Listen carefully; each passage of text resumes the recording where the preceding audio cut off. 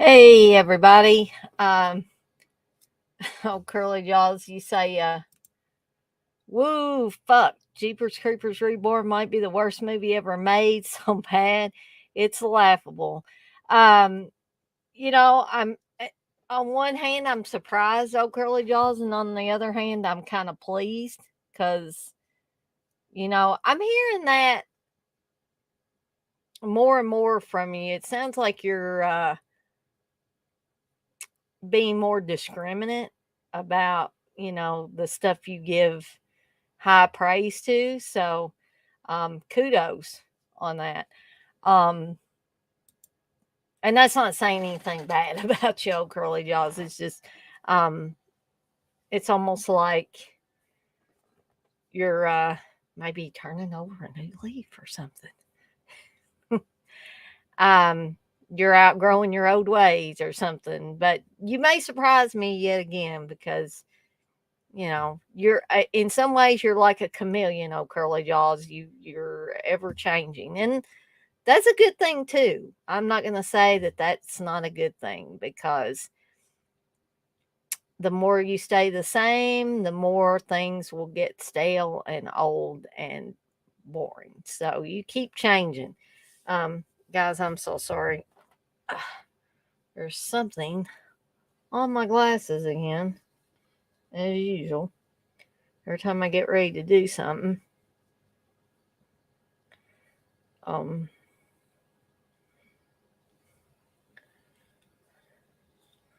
so, um,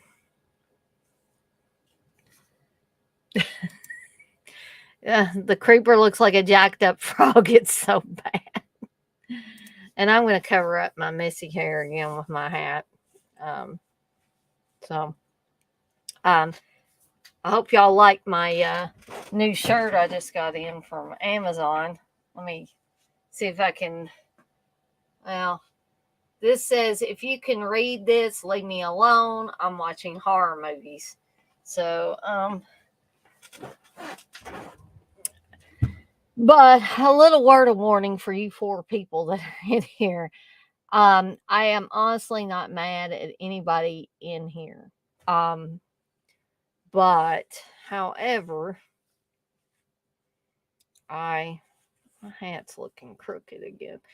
However, I'm not in the best mood. And I was in an okay mood a little bit earlier, but one of the things I'm not in a good mood about is, as the people in the UK would say, as Darren probably has said before, or has heard before, um, I kind of had a little bit of a row with Steve, and it's the same old stuff. It's all ties in with me deciding for myself, making a decision for myself that the best thing for me is not to go back to stockyards and work. The best thing for me um, is to find another job where I can hopefully work remotely because I am through having, other people dictate how I live my life. Okay. And I'm not necessarily talking about Steve about this. I'm talking about jobs in general. I have let a job and the people that dictate whether I have a job or don't have a job at a certain place control just about my every move for, let's see, when did I start work? At about 19 or 20, somewhere around there. And I'm 46 now. So So for over 20 years, almost 30 years, guys, I have been letting an employer dictate how I live my life. And that's no lie. And I'm tired of it. And I'm tired of them, like when I work hard, guys. And I do my job and I do it the best I can. I give 110% pretty much every day. I'm not going to say every day, but pretty much every day I give 110%. And the pretty much since I started with stockyards, things didn't feel right. Okay. And I'm not putting all of the blame on by manager and supervisor. I am not. But I will have to put some of the blame on my supervisor. And honestly, guys, I'm sure she was feeling pressure from somebody above her. And then whoever's above her is feeling pressure above somebody above them. I know how it works. And it just trickles on down. But I cannot, I am too damn old to be working at a place where they are scrutinizing every single freaking move you make and criticizing you all the time and telling you you're doing stuff wrong. In 26, 27 years of employment, I have never had an employer do that. I've had asshole bosses before. I have. But I have never had somebody be constantly critical of every little decision and movement and thing that I make until I started it with this job. And I don't know if it's because it's a bank. I have no clue. This is the first time I ever worked for a bank. Um, so I'm just through with that. I'm too old. I'm too damn old to be doing that. And I am not going to come crawling back to this place just because they threatened to terminate me on November 17th. I refuse to do that. And it's not anything about lowering myself or anything like that. It's honestly about I am sick of an employer constantly dictating every decision I make. Okay. So I'm pissed at Steve because once again, he is wanting me. I know what he's wanting. He's wanting me to go crawling back on my hands and knees and lick the boots of these people and ask for say, oh, please let me have this job. I need this job. Yada, yada, yada. I'm not going to do it. I'm moving along with this other job, and I'll be damned if I am going to back up and punt. Okay. Steve is convinced, and I don't care what he says, that I'm not good enough, I'm not smart enough, I'm not whatever to get any of these jobs. Okay. And I'm sick of that too. I am sick of the whole deal. And you know what else I'm sick of? I'm sick of people trying to second guess me and tell me what I'm trying to do or trying to think. I'm my own person with my own brain. Whatever I do or whatever choices I make are not me trying to tell myself some story so I'll feel better about it. No, I do things because those are the choices I make. So don't tell me I'm trying to make something sound good. No, I did something just because I did it, guys. I may, and I'm not yelling at you guys. I'm just saying I'm sick of all the assumptions about me and what I'm doing or how I spend my money and on and on and on. I am a freaking adult. I'm 46 years old. I don't care if you think I act like an infant sometimes. I am an adult and I think that I have paid my dues and I should be respected and not talked down to and talked to like I'm two. Okay. So you guys can pretty much tell how pissed I am right now. Um,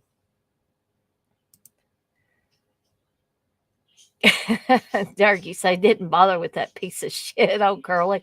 That trailer let me know months ago. I never did much care for the Creepers, Jeepers Creepers movies anyway. I guess, guys, this is my second shooter. When I'm pissed, sometimes I drink. Not the best way to go, I know, but it's what I'm choosing to do tonight. Uh, let's see. Hey, Johnny Darko, you say same here. Been working my ass off over here, still making entry level pay. No one gets promoted. No one gets wage differential. I've been in that spot too, Johnny. Definitely. Um, you say they don't control us, but the pay sucks. Yeah. See, sometimes you have that. You're not completely under somebody's thumb, but you don't get paid near what you're worth. So I get that too. Um, oh, Curly Jaws, you say, yep. I feel that not at my new job. I do my thing. Dirk, you say, I hear you, Dana. I hated having someone thumb on me for over 20 years. I made motherfuckers great money and was given table scraps. Hey, Menelect. You say Jeepers Creepers #1 was great. I mean, Jeepers Creepers, and this is only my opinion, Menelect. Jeepers Creepers, the first one, was just, it was okay to me. But after that one, I really had no interest in watching any of the others, and I don't think that I did. Um, hey, 71.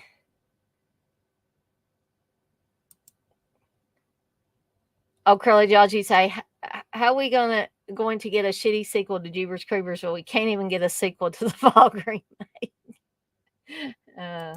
Like you say, I retired early and went back to work out of boredom. I hear a lot of people doing that, Menelect. Actually, they either get bored, or sadly, some people get so depressed that the best thing they can do is go back to work. Um, hey, Texas, you say, hi, I was listening on the phone and had to charge it.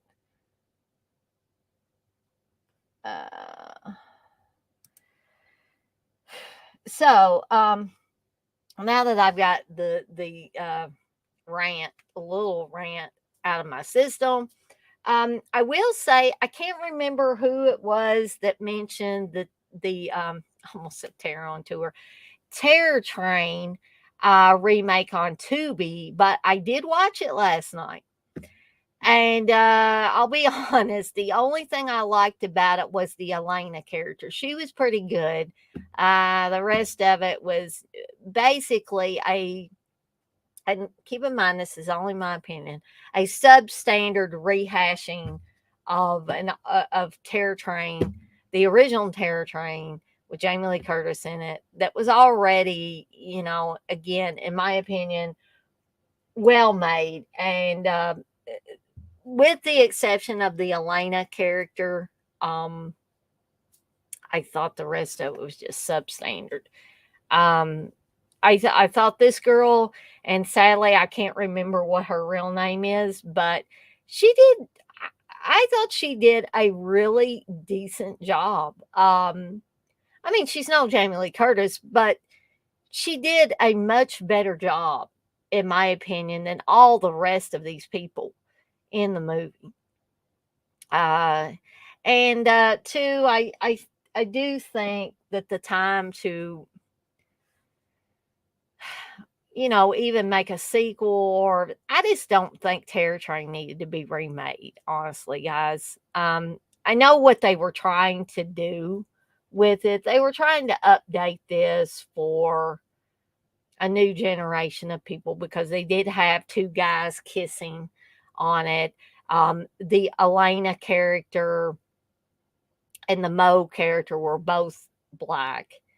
Um, and I get it. They were trying to update things a little bit.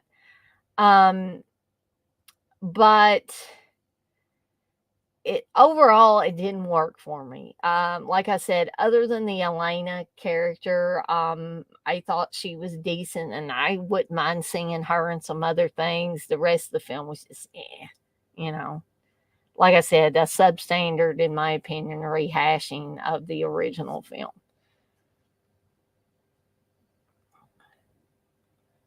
Um,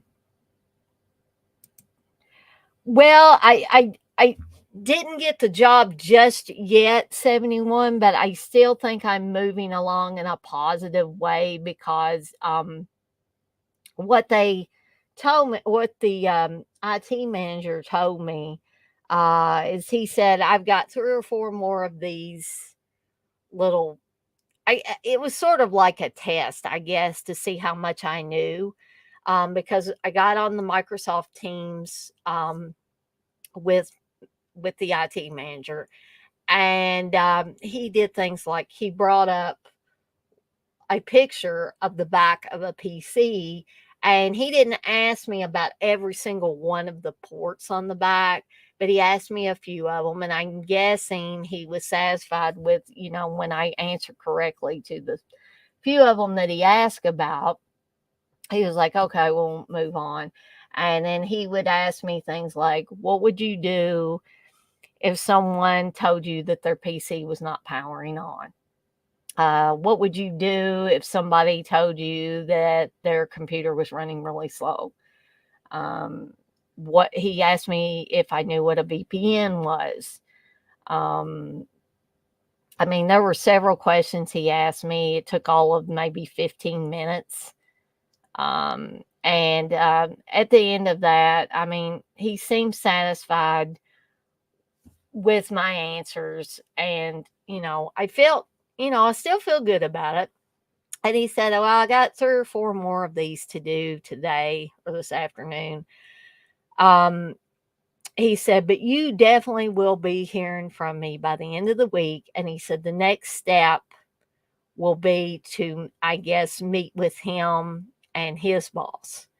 So, to me, that sounds positive. I don't 100% have the job yet, but I think it's still moving in a positive direction. Oh, Curly Jaws, you say they just need to smoke some fucking Alabama Kush. I would love to retire now, only that I'm 27. Yeah, I mean, I don't know, honestly, speaking of retirement, that I'm ever going to be able to retire, because this is what Steve tells me. He talking about himself. He says, I am going to retire when it's time for me to retire, and you will have to be the breadwinner because I am not waiting forever to retire. So it's going to be all on my shoulders to carry the load, so to speak. Um, Texas, you say, I got my pro wrestling crate in the mail today, and there was this great t shirt of Mankind dressed as Leatherface with a bloody apron and chainsaw. That's awesome.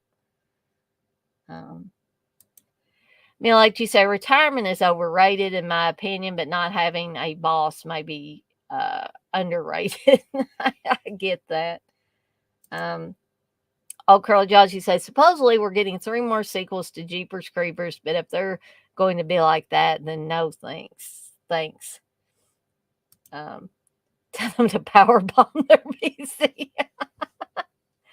Yeah.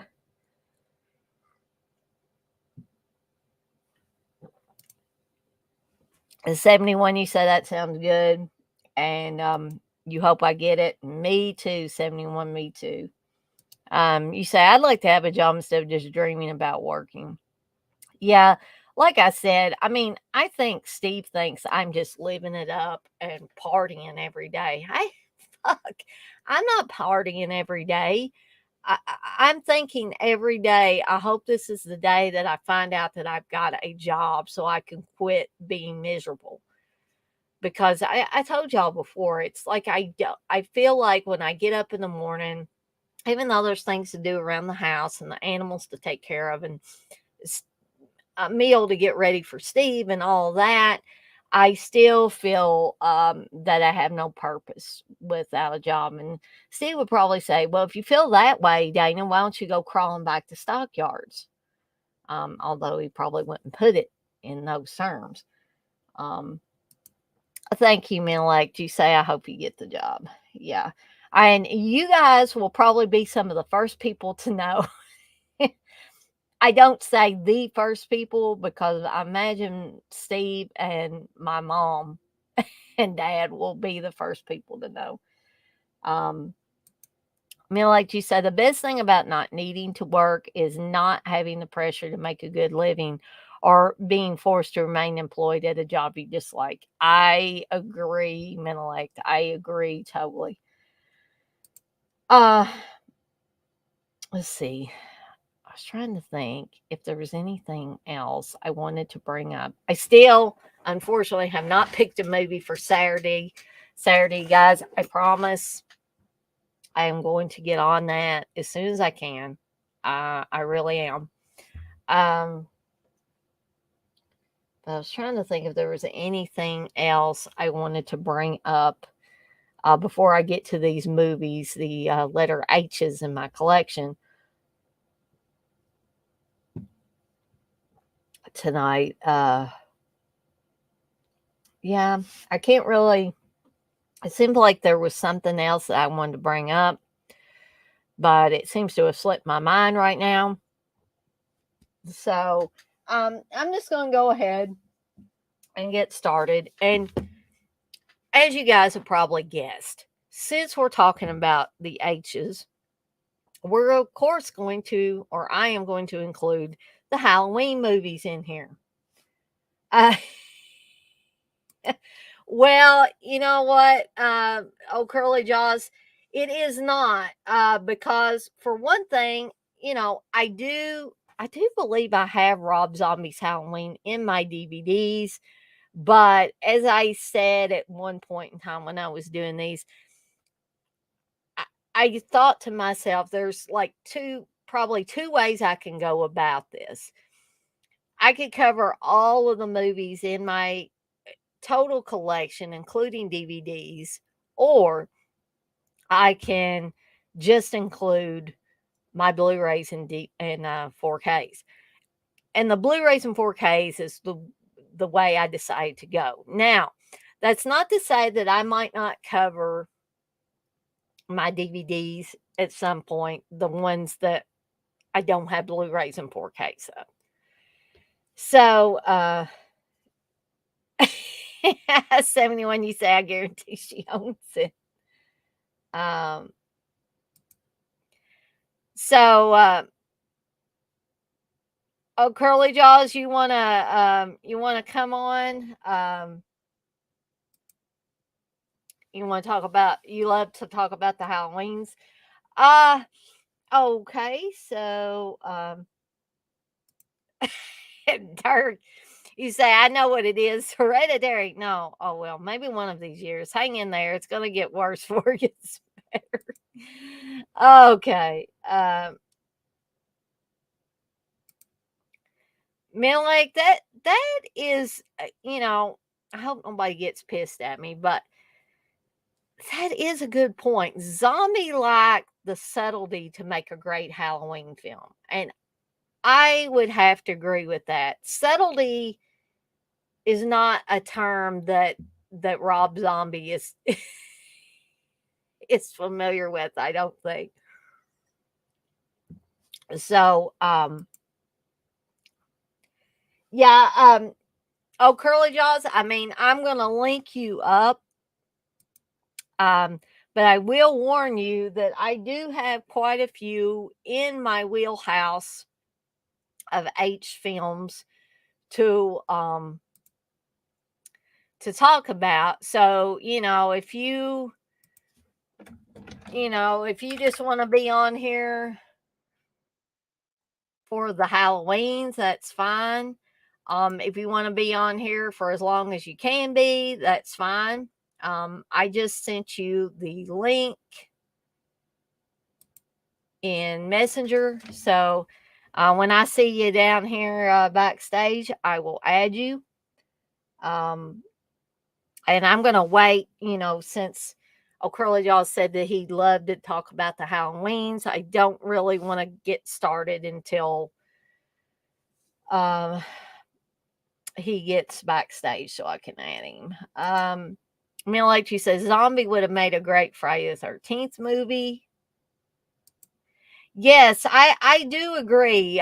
Curly Jaws is great on panel. He is. Um, am I into the Jaws movies, man? Like, yes, I am. Yes, I am. And we will be talking about those definitely when I get to the letter J. Um, so,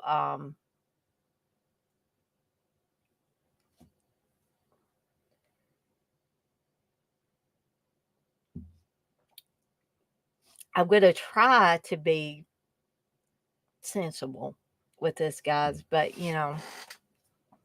I was just so pissed earlier that when one thing piles on top of the other and it just keeps on piling, it's just like a big pile of shit. And then you reach the point where it's like, damn, I got to do something. And drinking, I'll be honest, is not a really good thing to do. When you're either depressed or pissed or any of those things.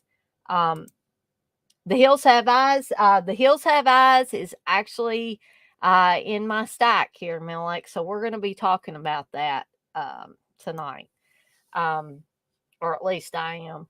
Um, Hellraiser 1 and 2, they are in my stack as well, Texas. 71, you say it's okay. I'm pissed off a lot too. Yeah, but at least you're sensible, 71. You don't nowadays you don't start drinking, and I unfortunately do. I didn't used to. I didn't used to. I used to not drink at all. Um the Howling is on here. Elect, it's in my stack. 71, you say I've been pissed off for almost 7 years. Okay. Ooh. Oh, he's old curly red jaws tonight. So I'm gonna go ahead and add old curly red What jaws. up? So have you turned into an Uncle Rad clone, old curly red jaws, or you being your own guy? Uh, I saw myself and I'm like I'm gonna be go curly rad jaws tonight. Okay. I like your I guess what is it, a skull cap or something? That's what I'm gonna call it. Yeah, I like it. And you got your sunglasses on. So actually those look like John Lennon glasses to me. So I like them. I'm a yeah. huge Everybody says John John Lennon. Lennon. I always think of Ozzy when I see these glasses, so that's who Well, I think yeah, of. yeah. Ozzy had glasses like that, or he has had glasses like that. So yeah. Um, what do you think of my hat? Oh, curly I John. love it. You like it? So, actually, me and TJ the other night when I was doing that last watch along for Trick or Treat, he was on the stream with me, and he had a good guy's uh, hat on. So we had dueling hats that night. So, well, now that old Curly Jaws is on here with me now, I'm going to talk about the original Halloween, but when I finish talking about it, I'm going to turn it over to old Curly Jaws and let him. He can talk about the original, even though I know he says it's overrated. But I know he wants to talk about Rob Zombie's Halloween, so I'm definitely going to let him talk about that. Um, so this is the original, in my opinion, 1978 classic. And I guess because, I mean, depending on the way you look at it, I might be brainwashed into thinking that this is a classic. But I just feel like no other Halloween really, even ones that I like really well, can hold a candle to the original Halloween. And I think part of that was because until I saw this one, I had never seen a movie at that point in time designed specifically like this one. Milek mentioned Rob Zombie and not being subtle enough. I think that John Carpenter was able to be exactly the right amount of subtle with this. You did not have a lot of blood. You had some slashing, but you did not have a lot of blood. And I don't think this movie needed it because of the way it was designed, the way the suspense, the way I loved how, and this had nothing to do with John Carpenter really. This had to do with Dean Cundy, the cinematographer. I love the way that Dean Cundy knew how to operate that camera and make it seem like Michael Myers just appeared out of nowhere. You would see blackness behind the character, and then all of a sudden, that creepy ass mask would come into view. And I don't think that this movie needed a lot of blood just because of the way it was designed. Um, and I'm not going to go on and on about it too much, just other than to say those couple of things. Um, and now I'm going to turn it over to old Curly Jaws, and he can retort about the original Halloween. He can talk about Rob Zombie's Halloween. He can do both. The floor is yours. I'm going to talk about first. Well, I'm going to talk about the original one because for me personally, I've said it before. I'll say it again. It's in my opinion, it's overrated. Just for the fact, like it's like everybody says the greatest horror film ever. Man, I don't see it. Like I said, I can respect it, but I don't see it as one of the greatest horror films ever. It won't even top my top 100. Right. Like I mean, it's I don't hate it, but I wouldn't say it's the best Halloween film either. Like I would put like Rob Zombie's movie above it. Halloween Ends I would put above it. Resurrection I would put above it. I'm sorry. I'm not laughing at you, old Curly Jaws. I'm not. I'm just, but again, I think part of it is a generational thing. I don't think that's all of it, but I think that's a big part of it. You just grew up with a different set of movies and a different set of directors than like I did. And so I expect that. But the music's great. Donald Pleasance is great. Jamie, I'm not. I thought Jamie Lee Curtis wasn't that good in my opinion. I thought she was really bland. Mhm. Um, I I thought personally, I know a lot of people will disagree with this. That's fine. I thought Scout Taylor Compton did a 10 times better job than her. Ooh, I don't know. I Especially just the donut scene. That's a classic scene. You get that's like up there with like Alfred Hitchcock and shit. Scout Taylor Compton just she rubs me the wrong way for some reason. She I want just to rubs meet her. I literally wish she'd come to a convention. I like to meet her. so let me ask you this. What other things about Rob Zombie's Halloween, if you were to compare them with the 1978 Halloween, do you think works better for you? I say Michael Myers is more scarier. He's more like he's more brutal.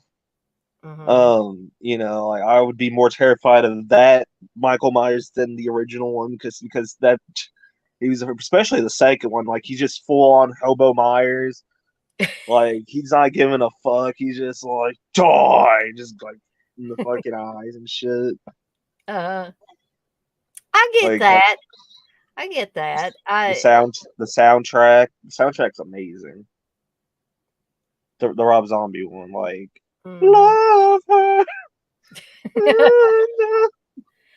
Now, Like, let me ask you this too. Did the kind of explaining everything about why Michael Myers became the way he was, the white trash environment, uh, yeah. the getting severely bullied and beat up and stuff like that. Um, Yeah, because that's relatable. Like, you see that shit. I've seen that shit happen at my own, like I've seen it happen, and I'm like, that's relatable. Like,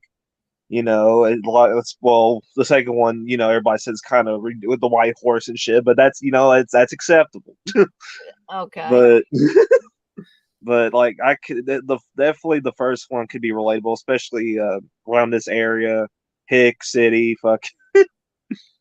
Like, this could actually, I could see like a little Michael Myers happening here in Indiana. You never know. Mhm. Well, I think again that's a generational thing because things have gotten more violent over the years. They've gotten more violent in schools. It's probably not that the home life has gotten more violent. It's just that people are more open about revealing things. Because I'm Mm, sure that kids were getting beat on and abused in many different ways, even back in the 70s and the 60s and the 50s and whatever. Kids were always getting abused, I'm sure. It's sad but true. People just didn't talk about it. And now people are really open about everything from, whether they got bullied or not, whether they were sexually molested or not, whether they have been sexually assaulted on the job, what their sexual orientation is. People are just, I mean, and I'm not saying that's a bad thing. It's just we're in a more open society than we used to be. And again, that's why I totally understand why the newer generation would gravitate more towards Rob Zombie's Halloween than they would John Carpenter's 1978 Halloween, just because the landscape has changed so much. It's changed. And that's why, even though I laugh when old Curly Jaw says that he likes whatever movie, and everybody's like, "Oh yeah, old Curly Jaws is gonna like that one or whatever." But I understand it too. At the same time, I understand why, and I don't really have to ask him why. God, why do you like that why movie? you like that? Oh shit! All you got to do is look around you and see what everybody's environment is like now. It is just totally different. It's totally different than when I was growing up. I was born in 76. My growing up pretty much took place in the 80s.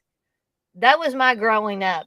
And that was a very different landscape than it is now. It just was. There's no two ways about it. Um, so I totally get it, even though I might laugh sometimes when Curly Jaw says that he likes this, that, and the other. Um, I still understand it. And I think that's why he and I get along because I think we have an understanding that even though we don't agree 100% on all movies, we understand each other and why we make the choices about the movies that we like or don't like or whatever. Um, so, is there anything else, Curly Jaws, that you wanted to bring up about either 78 Halloween or Rob Zombie's Halloween? Now we can move on to the next Halloween Okay. film. Okay. So, of course, that's going to be Halloween 2. And I did do a watch along for Halloween 2. Oh shit! Okay. So, you're not the only one that doesn't like this original Well, Halloween too. yeah, no, there's a lot of people that didn't like it, saying it was like even Jamie Lee Curtis didn't like it, which I think is hilarious. Hmm. I think she didn't like that freaking wig. That was the big thing. Like it was just a really boring fucking movie. Like there's really nothing great that happens in it. Like it just I didn't care for it. I just it's one of my least favorite ones. I'll say that. Mm. I guess I have a little bit of that nostalgia factor for Halloween 2 that I talk about quite frequently. And that is because this daggone movie was on heavy rotation when I was growing up, especially around Halloween time. We had a channel called Channel 44, and I think Channel 44 came out of Evansville, I believe. I'm not 100% sure, but I think that that's where the programming came out of. But anyway, they would always around Halloween, they would show certain horror films. Halloween 2 was one of them. They never showed 1978 Halloween. Now I know that the original Halloween did get shown on NBC, but I don't remember watching those movies that were shown on NBC. Maybe I was too young still yet. Prom Night was one that I believe was shown on NBC. Uh, and Halloween, the original Halloween was shown on NBC, and I think there were several others because I know we're not really talking about Prom Night, but Steve found a copy of the original TV version of Prom Night and downloaded it at one time. And I know some people say they don't like to watch the TV versions of these horror movies, but I do because it's almost like watching a different movie sometimes because for all the stuff that they had to cut out of these movies, they had to add something to pad it out for the running time because you've got commercials in there. So an hour and a half movie is going to be 2 hours with commercials when it's on TV. So you got to do something to pad it out. So I always like to see what they would add to these movies because I thought some of the scenes were interesting, and a lot of them were deleted scenes that got added back into the movie because they had to fill that time slot. So Halloween 2 was one that I watched a lot, especially around Halloween time. Silver Bullet was another one. Stephen King's Silver Bullet was another one that came on. Firestarter, another Stephen King movie. That was another one that came on around Halloween. Friday the 13th Part 3 was yet another one. So those were the ones that were on heavy rotation while I was growing up around Halloween. So I think that is where a lot of my love for this movie comes from, purely out of nostalgia. Um, and I agree that this movie probably would have been better if it didn't have such violent kills in this. But we had moved into the 80s and we were no longer in 1978. So the landscape had already changed a little bit. So people were expecting more blood. They were expecting grislier kills. They weren't going to be happy with just the suspense and the stalking, and they went a little more slash with their stalk. So, um, I think people would have been really disappointed, the audiences, when in 81 or whatever, when Halloween 2 came out, they were going to be disappointed if they didn't pump it up a little bit. Okay. So, so I think what Halloween 2 gained in gore and more violent kills, it lost in the suspense that 1978's Halloween had. But I understand why they did it.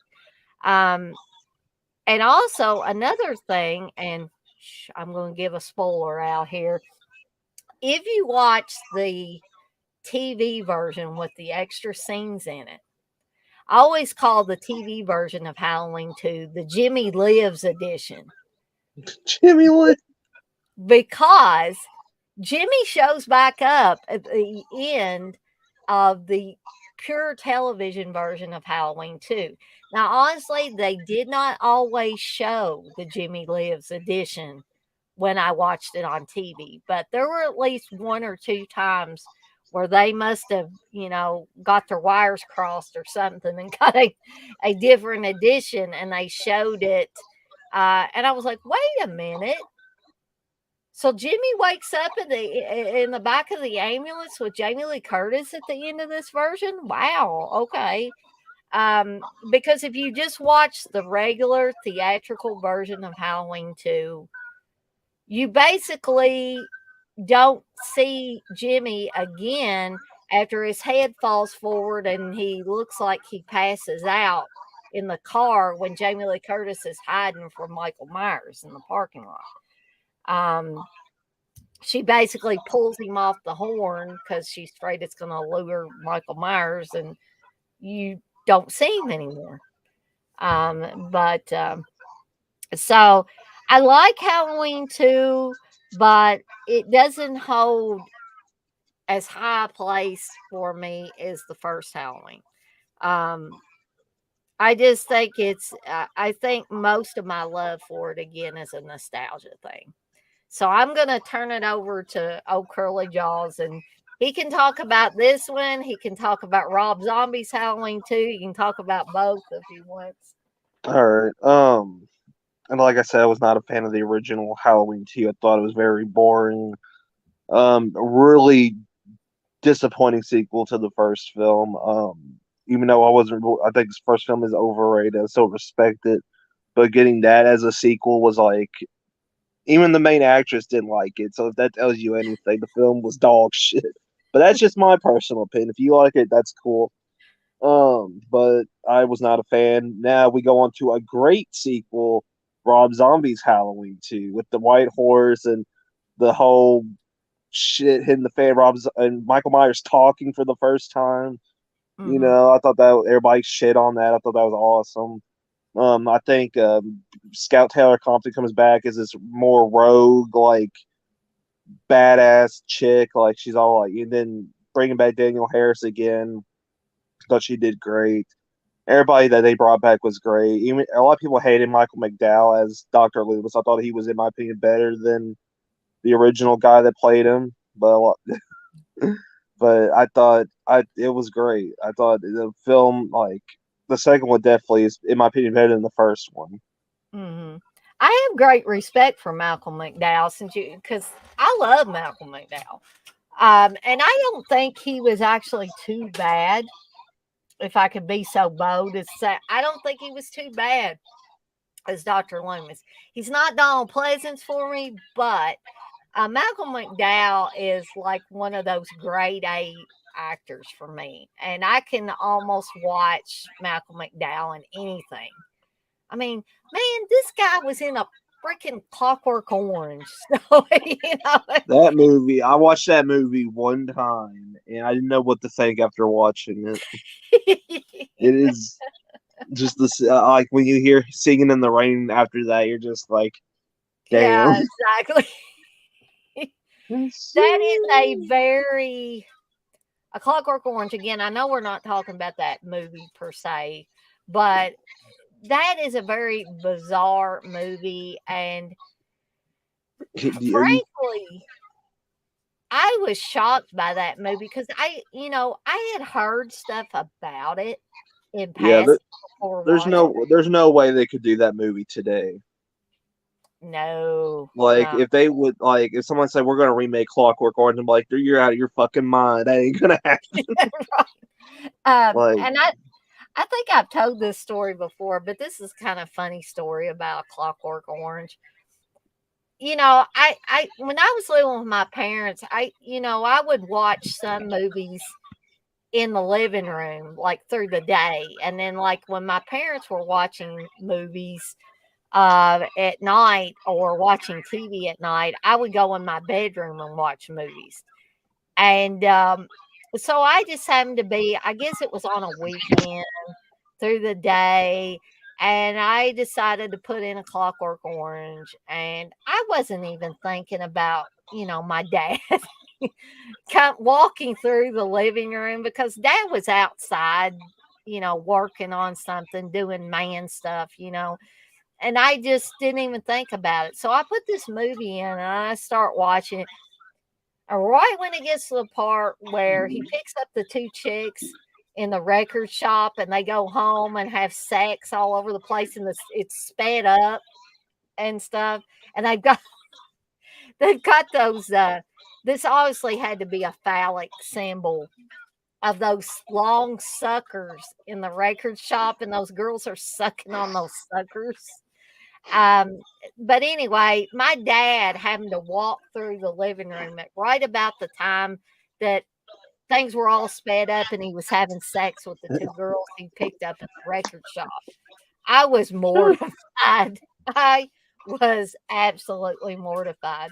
My dad, I tried to turn it off really quick, hit stop or whatever. But dad stood there for like half a second and was staring at this. And then later he told me, he said, Dana, what in the world was that movie?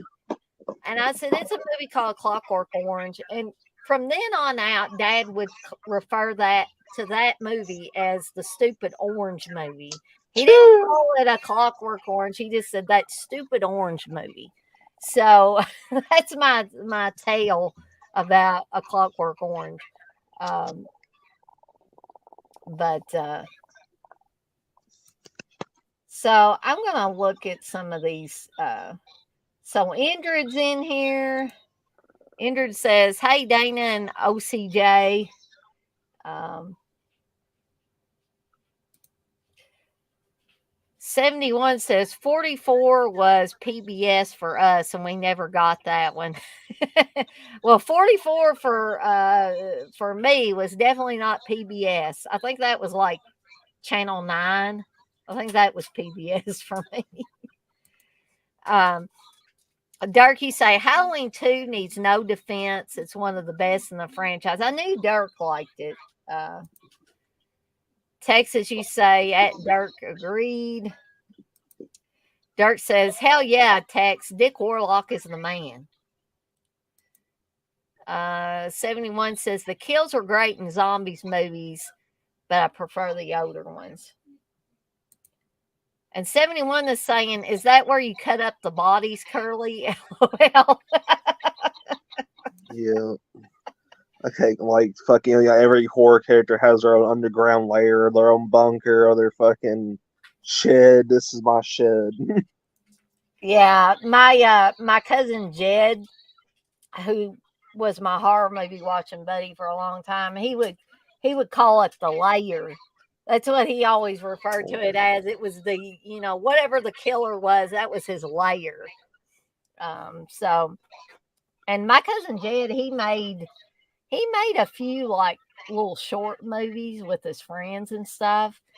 And I got to be the editor on a lot of those early films. So I was the editor and the Foley sound person and all of that. So I would try to, cut out where they made mistakes and stuff like that and try to piece it together. I mean, he did a competent job.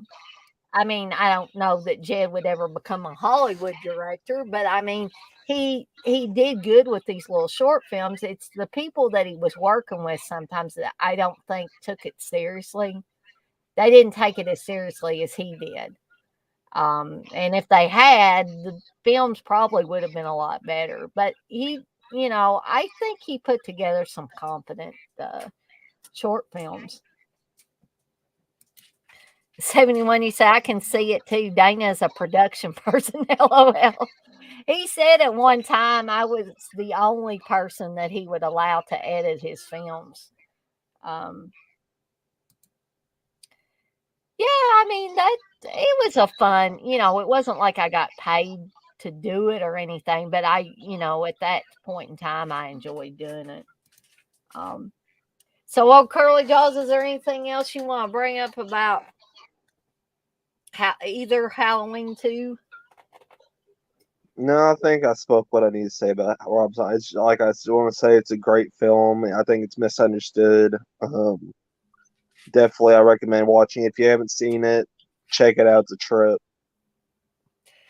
I think I was so.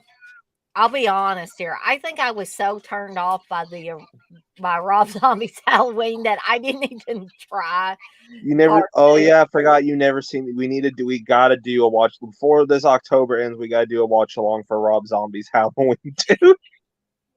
Well, if we don't get it for October, we'll do it in November. How about that? Yeah, that works. I promise you, we'll do one, and Anybody's. that way I know you'll be on the stream with me. Maybe we can Yeah, get a whole bunch of other guys. that'd be great. Yeah, you get CK and Uncle Bill. I don't know.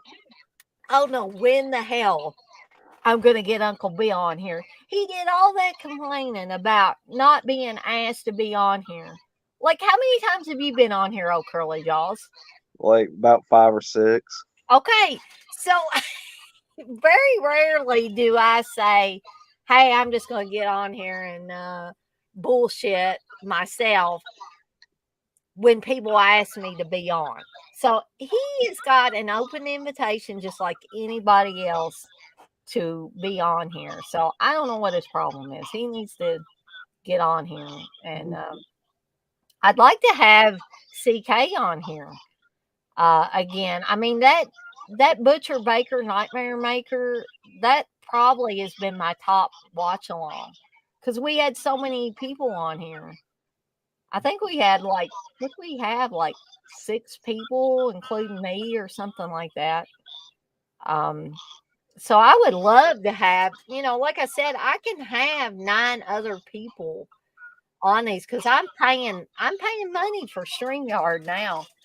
Uh, Yeah, so I can have, quite a few people on here. there you go. Well, if I don't know if you saw my recent video, I did a challenge for CK and Uncle Bill and Garrett to go watch Jeepers Creepers Reborn, do a commentary over it. I So did I did see that you posted that. I need to go take a look at the actual challenge though. You think they'll do it? they might, like, I mean, that'd be a really fun commentary. Hmm. I mean, it's pretty brutal. It's even brutal I'm enough. sorry. I'm laughing, but it's you know, I guess I get ingrained in my brain somewhere in the back of my brain that Curly Jaws is gonna like just about every new thing that comes out. So when you say that you hate something that's new that's come out, I don't know. I just find that funny. I can't help it but laugh. No And me, offense. yeah, and me. I mean, I went into it like, oh, I'm gonna love it. I thought the trailers were interesting. I'm like, okay, no, I mean, the effects for the creeper alone were laughable. Like I say, he looked like a bullfrog. Like it was awful. Like you need to watch it just for shits and giggles because it's funny. You will laugh at it. It's like the way the creeper smiles and his teeth, but like it's just bad. Like I can't defend that. Your defense of movies only extends so far, right? Yeah, my credibility can go to that. Okay, so I'm gonna move right along to one that people hated for a long time, and although I never hated it, I was confused by it for a long time, and it had to grow on me. And now I enjoy it, and that's Halloween 3, Three, Season of the Witch. a film I've never seen. Wow, you've I've never never seen seen it. never seen I've never seen it because when I was told Michael Myers in it, I didn't want to watch it. Okay, here's why I'm gonna suggest that, like, pick a time when you're not gonna be watching any Michael Myers Halloweens, like no Rob Zombie Michael Myers Halloweens, no John Carpenter, uh, Rick Rosenthal, whoever, um, and just put this sucker in, or find a for free version if I'm Yeah. thinking that you probably don't own it if you've never seen it before. So Mm, I would suggest finding a for free version. Don't go out and buy it yeah. because The only thing I know about the movie is the song Halloween. I mean, that song's famous. Like I've heard it even before I ever never heard of the movie. I knew that song. And I mm, know I know the scene with the masks. I know the kids get like their heads get stuck in the mask in the hall. I've seen that scene. It's been shown to death, Cinemassacre and all that. I've seen that scene, right. so I know what happens. I just never seen it in its entirety. So yeah, I would say that if you've never seen it before, but you've seen these other Michael Myers Halloweens, just pick a time when you can just focus on this one alone. And you already know that it's not going to have Michael Myers in it. So Yeah, you're already ahead of the game there. So when I watched it for the first time, I hadn't seen the 1978 Halloween, but I had seen Halloween 2 multiple times. And so when this came on television, I just instantly thought, oh, this is going to be more of the same. This is going to be Michael Myers stalking and slashing. That's what I thought. So you can imagine my confusion when the whole thing about the mask maker and the mask imploding the kids' heads and the snakes and the bugs coming out. And I'm like, what the heck is all this? how would you feel if the next Halloween movie they make connects that movie to it? I don't know. I guess I would give it a chance. I would definitely try to watch it, because even though, I didn't have much hope for Halloween Ends, I still watched it. I was disappointed with Halloween 2018. Um, I was I was disappointed in Halloween Kills and thought some of the stuff was ridiculous, but I still watched them. So I guess if I would have to say if they did something along those lines and was able to connect it all up, I would like to see what they would do with it. I definitely would like to do that because I try to have, even though I seem to be kind of stubborn and Mhm. you know, I guess set in my ways, so to I, speak. I, yeah, that was like with me with the Child's Play remake. Like I went into that movie wanting to like it. I wanted to like it. But I walked out of that movie pissed off. Like I literally stood up and said, like, "What did I just watch?" That movie literally pissed me off. Like I was fucking mad. That I'm movie like, pissed me off too because it's like, what in the hell were these kids? How old were these kids? What in the hell were they doing with a doll like that? exactly. Like it was just, and then the voice was annoying, and then the whole. And I'm not even. I don't really get offended, but with the Chucky choking the cat, I don't. That just pissed me off even more. And I'm just like, and that's not Chucky. That is not my Chucky. That's Buddy Fucker, whatever the fuck his name was. Right. Like that movie's Exactly. dog shit. Um, Mm. We're pretty much in agreement on that movie, I I think. hated that movie. Like, I don't think Steve hated it though. I mean, I'm not gonna say 100%, but I don't think he hated it, but I did. I think I've never hated. I think I don't know which movie I hate more. That or well, I wouldn't say the Jeepers Creepers 3 at least made me laugh. I will give it that. It made me laugh. Child's Play, the new Child's Play didn't make me do. It made me want to fucking walk out of the theater. That's what it made me want to do. Mhm. I think, I didn't see that one in the theater. I think, shh, guys, I think Steve downloaded the Child's Play remake. But, a movie I did wanna walk out of was the Evil Dead remake. Well, I Yeah, love I that one. wanted to walk out of that movie theater, and I have never wanted to walk out of a movie theater. Yeah, yeah. See, I love that one. That was in my opinion. That's how you do a remake. Mhm. Which, I'm totally, I respect that. And Dirk likes it. There are a lot of people that like that I think remake. CK liked it too, didn't he? Or was I it Uncle? believe One of them liked it. I believe that he liked it more than Uncle Bill did. Now, I don't know if Uncle Bill has softened to that remake over time, but I did remember watching that, where they went to see it, and What they made you like when you was watching the Evil Dead remake? What was the point where you're like, I wanted to walk out of the movie theater?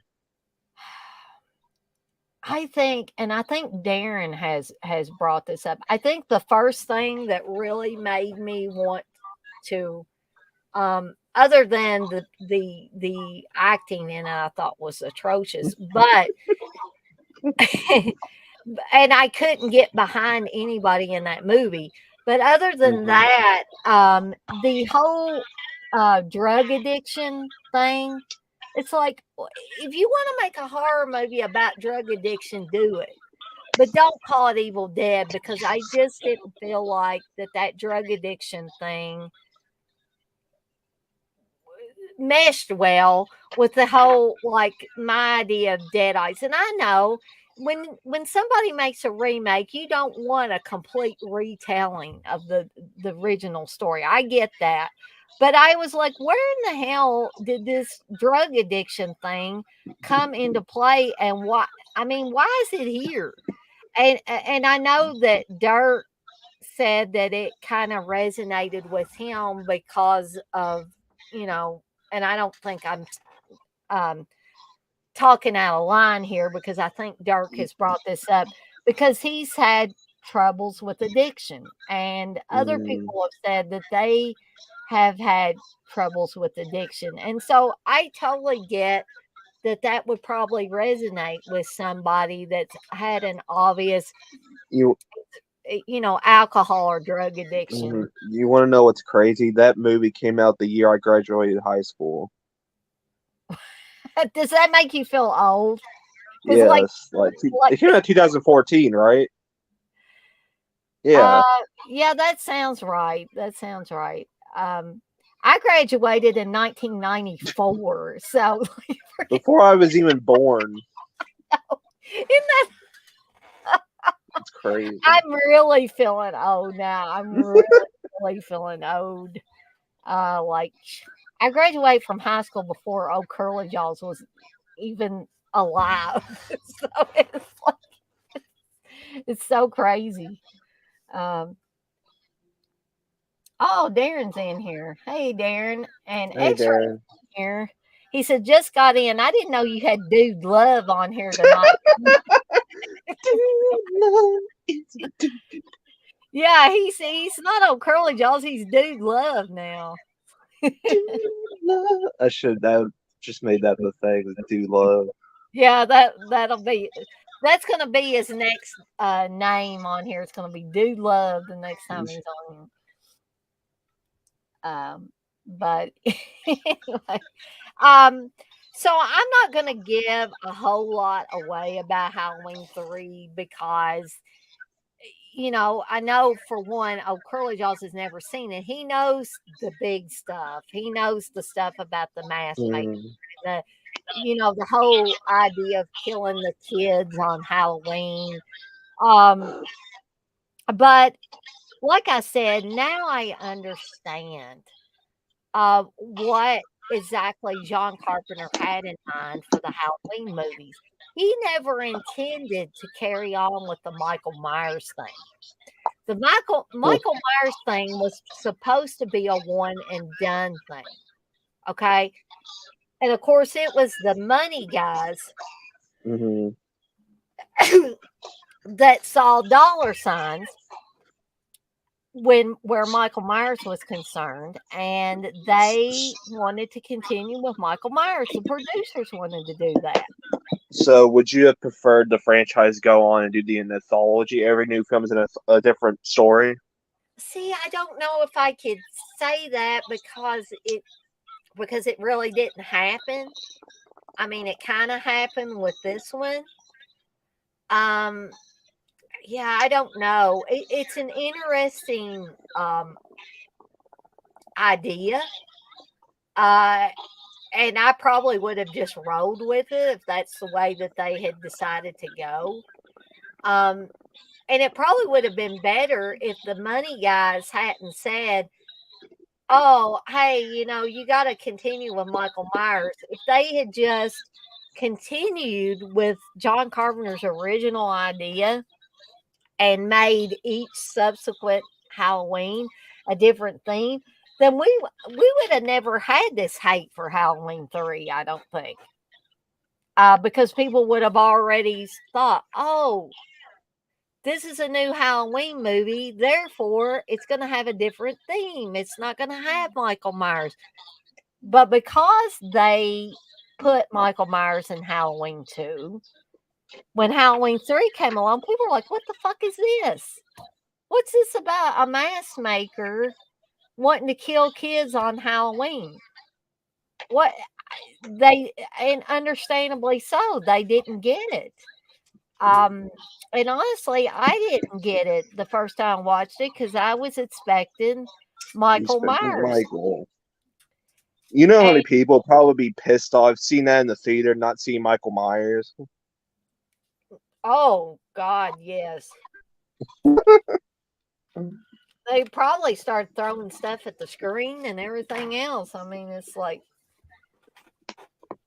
and I have to be on their side with that because this was a shock to the system.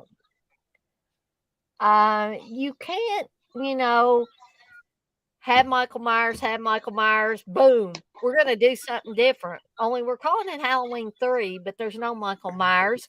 There's no Donald Pleasance. They's probably like, well, we called it Season of the Witch, so that makes up for that. We're like, we told you this is it. Now, I didn't say Season of Michael or anything, but that would be hilarious. I think that'd be a cool title for us. Halloween, like I don't know what they call like Halloween, the Season of Michael or something. I think that'd be a cool title for a future movie if they ever did another one. Yeah, I would go with that.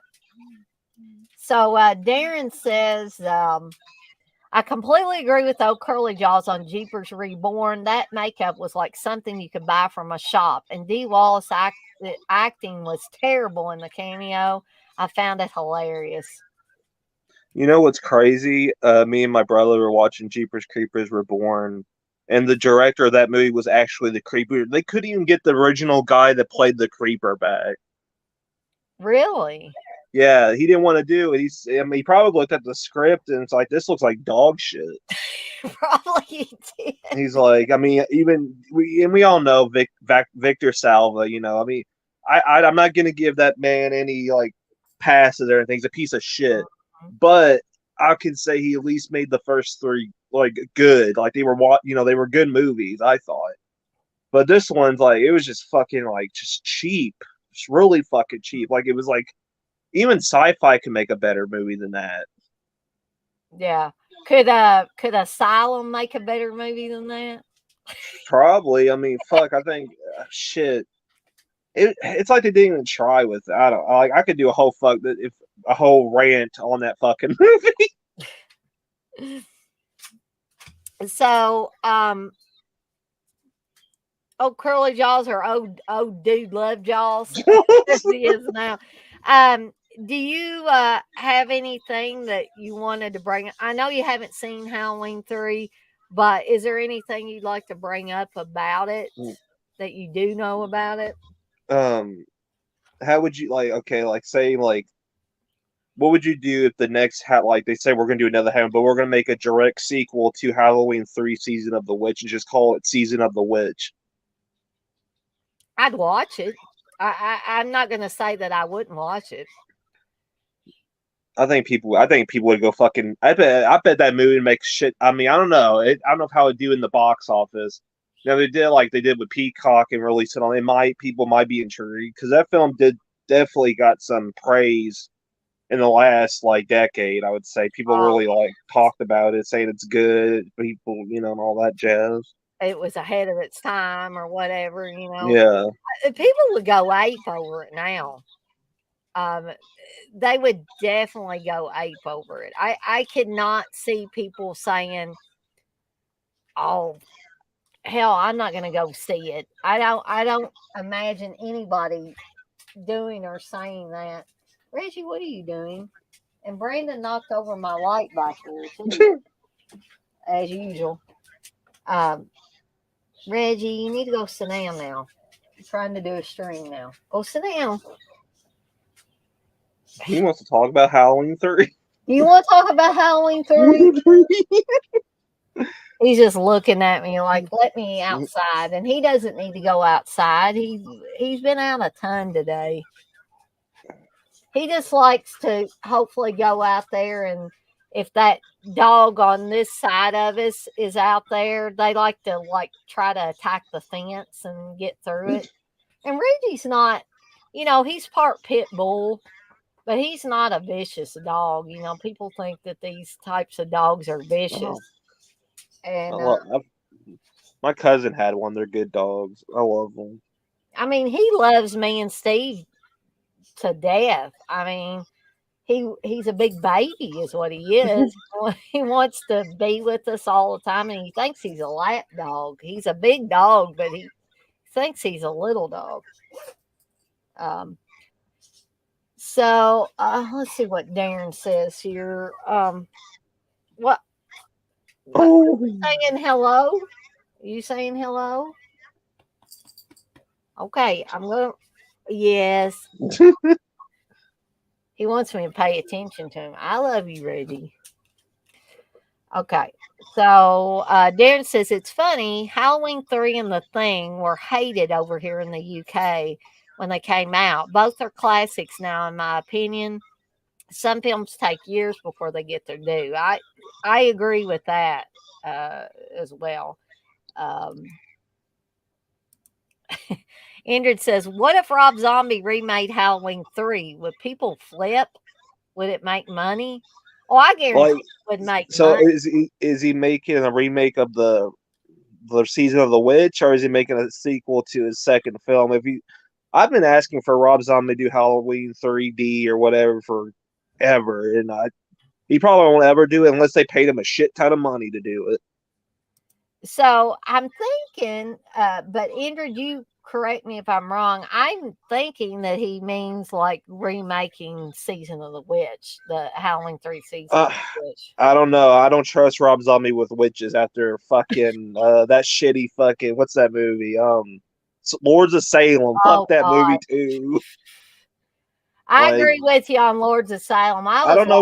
like, I don't know which one I hated more, Lords of Salem or the Munsters. I think that's I don't know those are. what in the hell I watched when I watched Lords of Salem. It was like, It what? was just bad. Like I don't know. It was not typical Rob Zombie. That's I'm not used. Like it was just weird. He just not.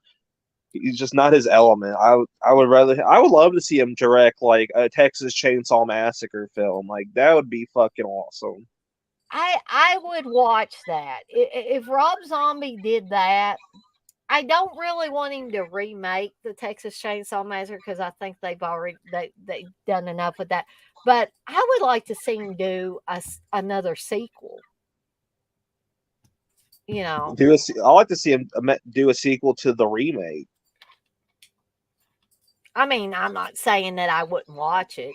Because I I mean, we never got to see anything because we get to see Leather with that hook. mm, He becomes Candy. Well, he wasn't really. He doesn't become Candyman, but that just reminds me of Candyman with the whole hook thing. yeah. Um, fucking. But that prequel is dog shit. Okay, so anyway, moving right along to another one. We got a lot of Halloweens to cover. And the next one is the first Halloween film I ever saw. Really? Okay. Yeah, That is Halloween Halloween 4. And 4. and I guys, I cannot even begin to tell you guys how excited I was in what 88 when the trailers started coming out for this and I was seeing them on TV and it was saying the return of Michael Myers. I was like, See, yes. this is what I would love for them to do: re-release all the original like Halloween's, like re-release 4 in theaters for like an anniversary date or something. I'd Mm, go see that. I probably would too. I mean, I wouldn't say that I wouldn't see it, but I was really excited because we hadn't seen Michael Myers since Halloween 2, basically. And I was just super excited and I I don't know why I didn't go to the movies to see this, but I'm pretty sure that I didn't go to the movie theater to see it, but I do remember renting it on VHS and was really excited. And I was not disappointed in this movie. I thought it did a good job. Um, after not seeing Michael Myers for years, this was a I thought it was an interesting way to reintroduce him to old audiences and new audiences too. Um, and I don't think that it was, a travesty or anything, or that it was, It was amazing. yeah. Um, I think it works. Some people, and if you have not seen Halloween 4, you might want to leave the room while I talk about this stuff because at the end of Halloween 4, there were some people that did not like the fact that they had the evil from Michael Myers infect his niece, Jamie. And she ends up stabbing her stepmother. I thought that was awesome. I thought it was great. I mean, it showed that even if Michael Myers was taken out for some reason, the evil would continue. And if anybody knows the background or has read the novelization of the original Halloween, it kind of explains how Michael Myers became infected with evil. So I guess because I read that book or I listened to or read interviews with John Carpenter where he talked a little bit about the background of how Michael Myers became the way he was, and why he wanted to kill people. Um, I guess it made more sense to me of what happened to Jamie. Um, and the look on Donald Pleasance's face at the end of that, when Jamie is standing there with the bloody knife, and she's got the clown mask and stuff on, and Donald Pleasance has the gun, and he's just no like that. I mean, it's like it's starting all over again for him. Yeah. I think The it made it more. I think it'd been cooler if they would have had Daniel Harris like jump at Donald Pleasance. That would have been fucking with the mask on. Yeah, that would have been interesting. Like, Um, but I don't know. I think it's a pretty decent movie. I don't really think there's any bad acting per se in this. Um, I don't know. I think it's a good, solid film. For It's definitely better than the first one. Hell of a lot better than the second one. and so you this is the first Halloween that you saw, oh Curly Mm, Jaws? Okay. yep. So did you go to the theater and see it? Oh no, I was not even born yet. Okay. So you So probably rented it or something. I saw it on, I believe maybe VHS. I think my grandma had, or we was watching at my cousin's, so she put it on, or it might have been already on TV. Who knows? But I remember watching it. I'm like, I love this movie. I thought it was just really cool, and maybe that's why I love it. It's the first Halloween I saw, so maybe that's why I like it more than the first one. Um, I just thought it was, for me anyway, at that time, it was a great bookend to at least the first one, if not anything else. Um, so, yeah, again, I'm gonna try not to like go on and on and on about these, but oh, Curly Jaws, is there anything else that you want to bring up about this one before we move on? No, I think we said our P's and Q's about it. Okay. Okay. So moving on to Halloween 5. Okay. I, I'll just say this up front. I don't understand the hate for this movie. Me either. I don't. Like Halloween Five is great.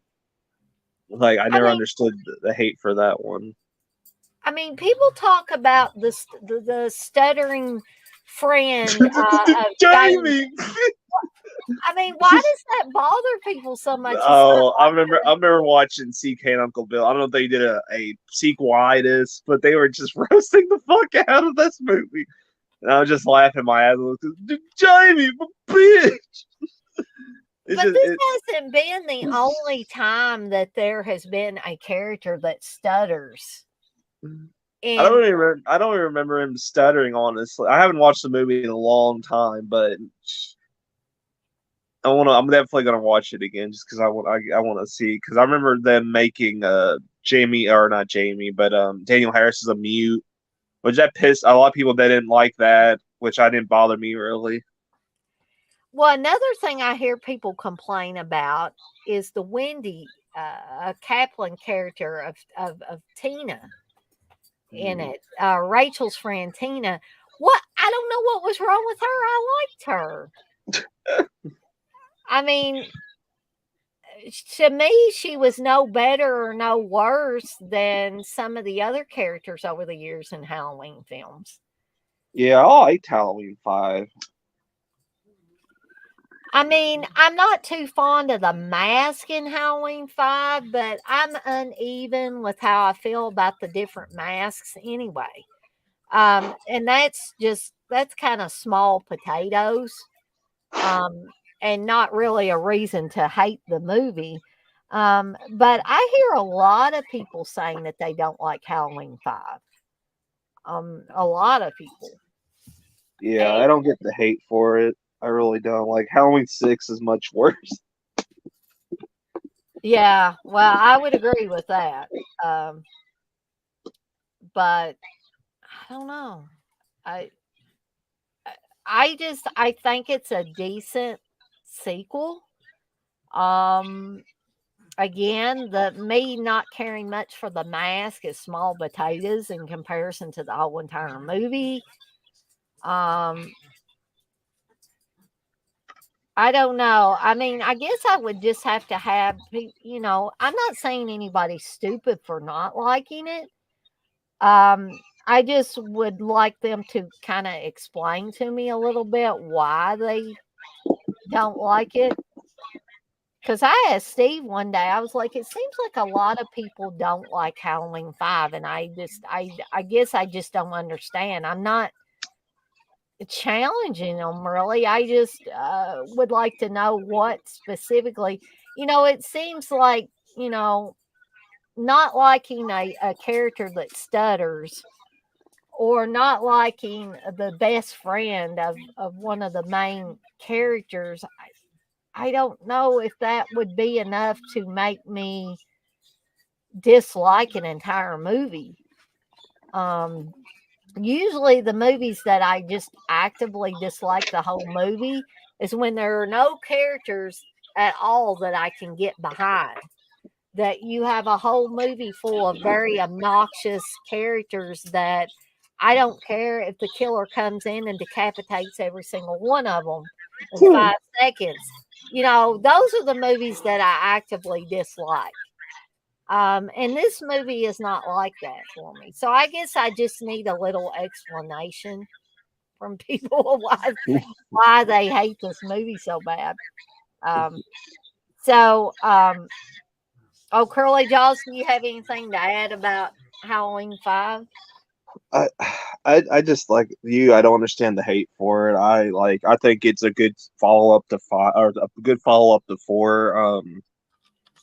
I wish they would have definitely explored more of Jamie Lee becoming like the evil at this point. Like I wish they would have went with that, but they completely nixed that idea, which I'm like, okay, thought that was kind of weird, but I'm like, overall, I liked it. Yeah, it's like she wasn't like her uncle.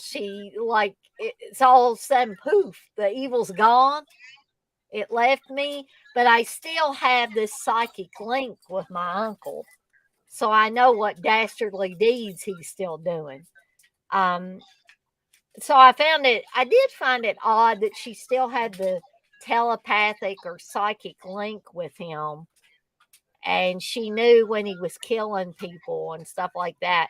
But she did not have that evil. She didn't want to hurt anybody anymore. I don't know how. It didn't leave Michael Myers ever. So how did it leave her? Um, Maybe Doctor Loomis just shook her enough times and he left her. Like, like damn you're you! not gonna be like Michael. Goddamn! Just keeps backhanding her. Oh man. Let's see. So Darren says we're in the minority of Lords of Salem. Most people like that film. I think Steve likes that film. Movie sucks. Like, name one good thing about that fucking movie. I can't, but Like, I it's just, can't like, and forget. I'm a huge Rob Zombie fan. I love most of that man's films, but I do not like. That's the one. I tried going back and watching it a second time, and I couldn't even finish the motherfucker. Mm-hmm. Yeah. I could, I could probably smoke a fucking whole bag of pot and still not want to watch that fucking movie. Oh God. I could probably drink a whole. Well, I'd probably be sick if I did this. Drink a whole bottle of Fireball whiskey and watch that and still not like it. But yeah. Indrid says, I think Rob Zombie would be a good choice to remake Ride with the Devil. I don't think I've seen Ride with the Devil, so I've heard about it, never watched it. Darren says Halloween 4, Jamie Lee Curtis's favorite film. Indrid says I can't get over the mask in 4. Well, I can't get over the mask in 5. That's the only thing that See, bugs the me about the 5. mask in four was the first mask I saw of him, so it didn't bother me. Right. Yeah. And that would make So sense. like, so I'm not like everybody shits on it. Like that was the first mask I ever saw of Michael Myers, so I was not like, oh, that mask looks like dog shit. Darren says Halloween is too arty for me. Michael floating. Oh, he's talking about Halloween 5. Halloween 5 is too arty for me. Michael floating down the river and being looked after by that guy. That was awesome. Fucking Michael just flying down the river. Yeah, that was kind of odd. I mean, I will admit that watching It's him float. just a perfect flow. Michael's like, oh, I just bumped in the rock. I like how fucking the guy that took care of him, like he kills him. I'm like, I'm like, that's fucked up. He brought you Exactly. back to life. This guy took care of you what for a year or something, like, and then all of a sudden you're gonna say, "I'm killing your ass," you're gone. Um, yeah, there were some odd things in it. I mean, we brought up several already. The odd way he was floating down the river, um, the way that Jamie just seems to snap out of evil all of a sudden. I mean, yeah, I'm not saying it 100% makes sense. I'm just saying when people talk about how they don't like it, most of the time they talk about the stuttering friend of Jamie and they talk about the Tina character. And I'm like, and you got to have something else that you dislike about it because I need a little more explanation than the stuttering kid makes you upset or makes you not like it.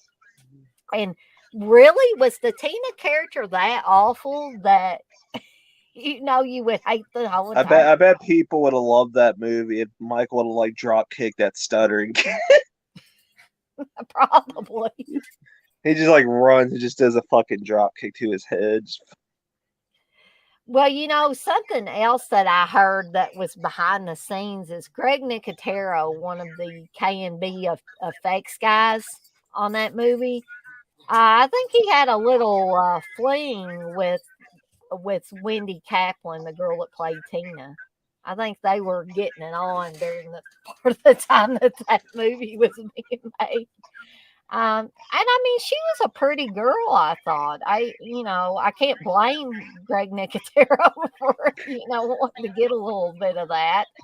Um, and, these special makeup effects guys, they like, generally they like the women. I mean, Tom Savini is known for, having girlfriends show up on the sets of movies that he was on. And, women talk about how nice looking Tom Savini was. I heard Caroline Williams talk about the first time she met Tom Savini on Texas Chainsaw Massacre 2. And she said, one thing I noticed about Tom Savini when I first met him is he's a really nice looking guy.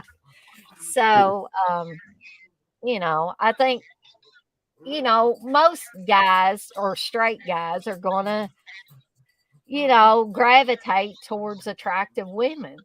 That's just, that's going to happen. I'm sorry you hear my dogs growling around, but Darcy likes to play with Reggie and she likes to growl around and wrestle with him.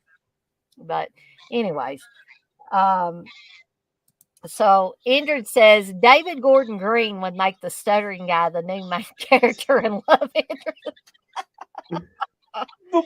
Bitch. Probably would. He probably would. Um, so I guess we'll move right along to the next one, which is one that both Curly Jaws and I agree on. Mhm. Well, we agreed on Halloween 5 pretty much too, but Halloween 6, The Curse of Michael Myers. Okay, guys, It was I dog shit. I honestly feel like this is my personal opinion, guys, but I honestly feel like this is where the Halloween series started to go off the rails. Is at this point. And I know, daggone it, Paul Rudd was in this freaking movie. I know. I like Paul Rudd. I like him really well, but I don't like this freaking movie.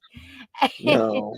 and I can't make myself like this movie, no matter how well or how, whatever way I look at it, I cannot make myself like it. Okay. And, you're probably going to say, well, Dana, you were talking about us not liking certain characters in Halloween 5 and how that needed more explanation. But, guys, one thing I didn't like about Halloween 6 was what the hell was a shock jock doing in this movie? I don't care if Howard Stern was at the pinnacle of his popularity at the time that this came out. I don't care. A shock jock, in my opinion, did not need to be in this movie. He had no place in this movie than to every once in a while pop up and say something vulgar. That was the only thing I saw about this guy, and I hated that guy's character in this movie.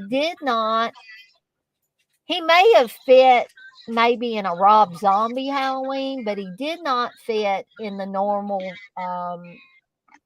Halloween series. Okay, in my opinion. So I didn't like that, and it's kind of tried to be explained to me why, and I think John brought this up. Was I didn't know what in the hell was wrong with the Strode family that was shown in this. What a fucked up family that was. I mean, and this wasn't even a Rob Zombie movie either. This is another thing that probably would have been more at home in a Rob Zombie version of this. Because as far as I was concerned, the Strode family, the Strodes who adopted Laurie, were your normal, everyday, white bread family. So I don't know where all this came from that the father was abusive, or this version of the Strode family. I don't know how many generations down the road it was. But the father was abusive. He was abusive to his wife. He was abusive to his older daughter. Um, and again, I don't know what the hell these people were doing in this film. What purpose did they serve in this film to move the story along? Just stick the Strode family generations later in this Halloween film? I didn't get it. So I didn't understand all that. And here's something else to bring up too. The cult of Thorn was briefly brought to light in Halloween 5. That was something I didn't really care for. If I had to say something that I didn't particularly like about Halloween 5, that would probably be it. The cult of Thorn thing. Because that gave them license to carry it over into Halloween 6. And okay, people, when did Michael Myers go from being a stalk and slash dude to a rapist and pretty much a child molester? So when did he go from being this killing machine to raping his niece and getting her pregnant? And then her having a baby, and the cult wants the baby back, or they want Michael Myers to kill the baby or whatever, you know. That would have made the movie better if that baby would have became Little Michael. That probably would have been more interesting. No, she literally comes out of her snatch already having a little Michael Myers mask, a little knife. Just go fucking balls to the. I would have liked it. She would have. Or they would have cut their way out of the womb. That would have been fucking great. That would have been a better. I would have been cool with that. I probably would have been more cool with that than what we got, because this movie was just a freaking mess, in my opinion. But a lot of people like it. A lot of people like Halloween 6. Yeah, and like even the Dead Pit boys, they like the director's cut. I'm like, to me, it's not going to make a difference if I have a director's cut, producer's cut, whatever. I'm still going to dislike this movie. It just was really bad. Like the whole Michael being a rape. I'm gonna rape my niece. I'm like, what? Like, why is Michael raping anybody? He don't know. Like, he doesn't understand about that. Like they just tell the cult told him, you need to rape him now. And why are they doing it now? Why did this whole cult of Thorn thing happen like 5 movies in? You know what I mean? Is it like the end of Halloween 5? It's like, oh, hey, we're going to throw this cult of Thorn thing in, and then guess what? You're going to get more of it on part 6. And we're going to make it even more stupid. You know, I just saw it, so I'm just going to call it now. I'm calling it right now. The next Halloween film, they're going to do a female Michael Myers. It's going to be literally a female with a Michael Myers mask, like shaped like a woman, like figure, like or what? It's gonna that's gonna be the next Halloween film. They'll probably make them, and I'm not saying anything bad about anybody that's trans or androgynous in any way, but that's probably what the next thing's going to be. It's going to be a trans Michael Myers, or like they did with the that new Hellraiser, and make it you know kind of like you can't really tell. Is it more woman than man, or more man than woman? Um, let's see. Michael Myers just puts on lipstick and starts crying. Oh, Darren says Tom Savini is well known for hitting on fans' daughters, allegedly. I wouldn't know anything about that, but would y'all be good? Reggie, go sit down, please. Y'all are knocking my stacks of movies over here. Quit. I don't know anything about Tom Savini hitting on fans' daughters, mainly because I don't have any daughters. So, unless you count my girl dogs as my furry daughters, but I mean, I'm not going to say it's not a possibility. Tom Savini definitely didn't hit on me, but I'm a 46-year-old woman. I'm an old woman. He ain't going to be interested in me. And nor would I want him to be hitting on me. I don't want guys hitting on me. But yeah, it seems like I did hear that though, in passing. Darren says, I love Halloween 6. It captures the season perfectly. I will say the producer's cut isn't great though. Andrew says Halloween 6 is bad, but I love how batshit stupid it is. Andrew also says the Strodes were realtors.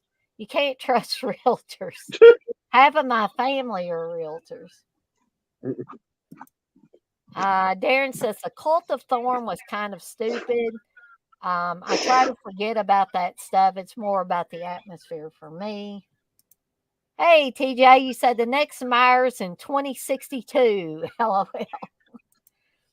So, I want to hear more of your thoughts on Curly Jaws on Halloween 6. Um, I just when I first watched it, I stayed away from it for a long time, and not out just because I heard it was bad. It just never looked like I just never wanted to watch. I don't know why, it just never piqued my interest. And when I first watched it, I was just like, "This is fucking garbage." Mm-hmm. Like it just Michael Myers raping his niece, and then they couldn't get back. I think them not getting back Daniel Harris really hurt the film.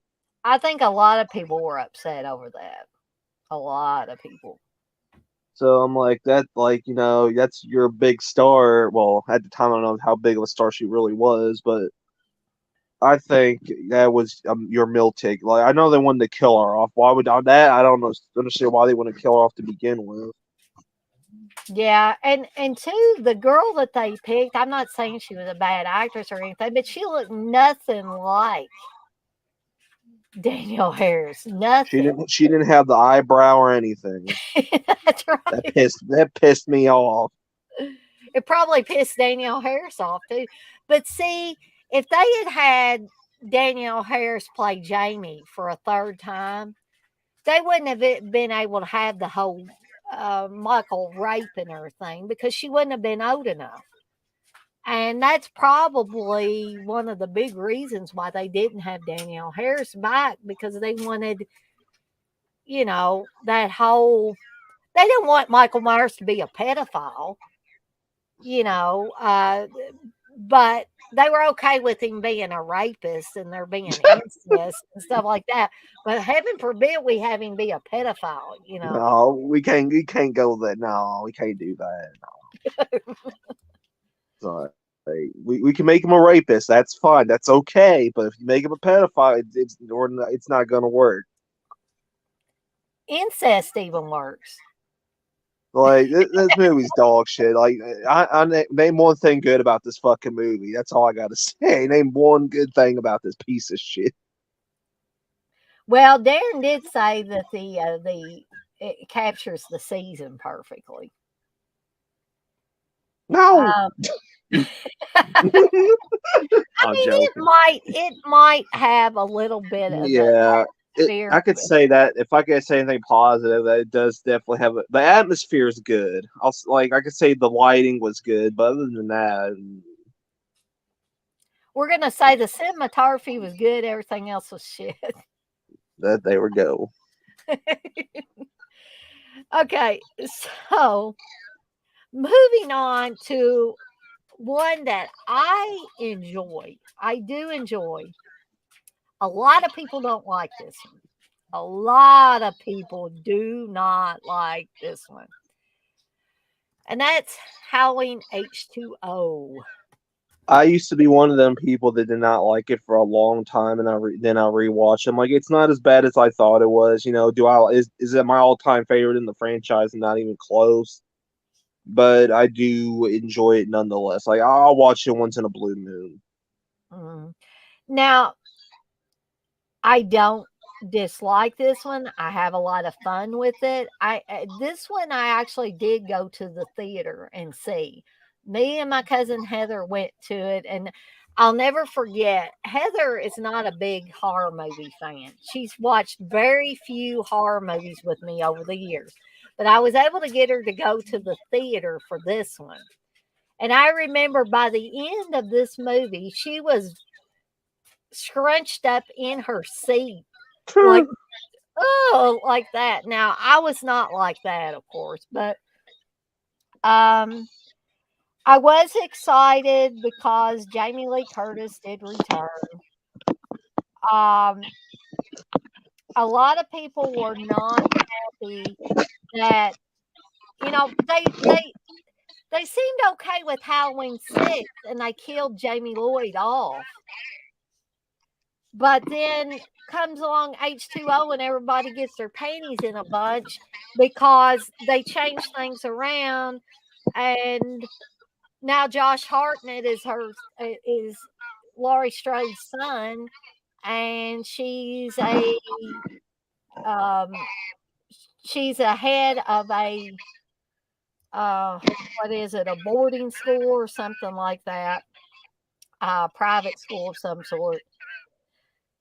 But I don't understand why people got their panties in a bunch over that. They already, all they were doing with this one is just pretending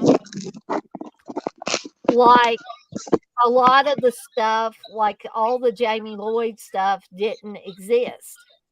Which Which that I thought personally that was the way to go.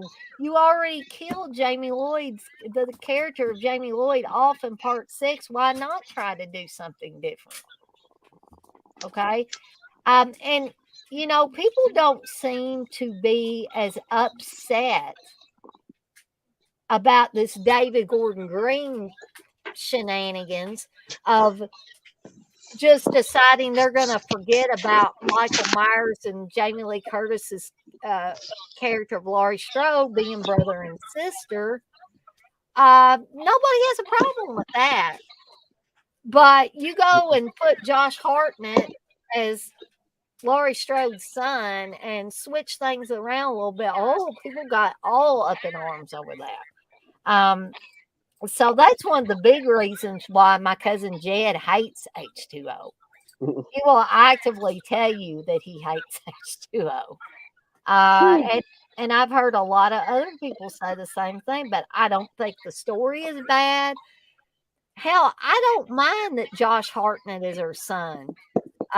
Steve told me, he said, I was asking him one day, I said, I don't know why so many people hate H2O. And he said, well, Josh Hartnett was a little douchey back when he was playing her son in this. I'm like, what? I mean, was he douchey in real life or what? I don't know. I didn't think he was douchey in the movie.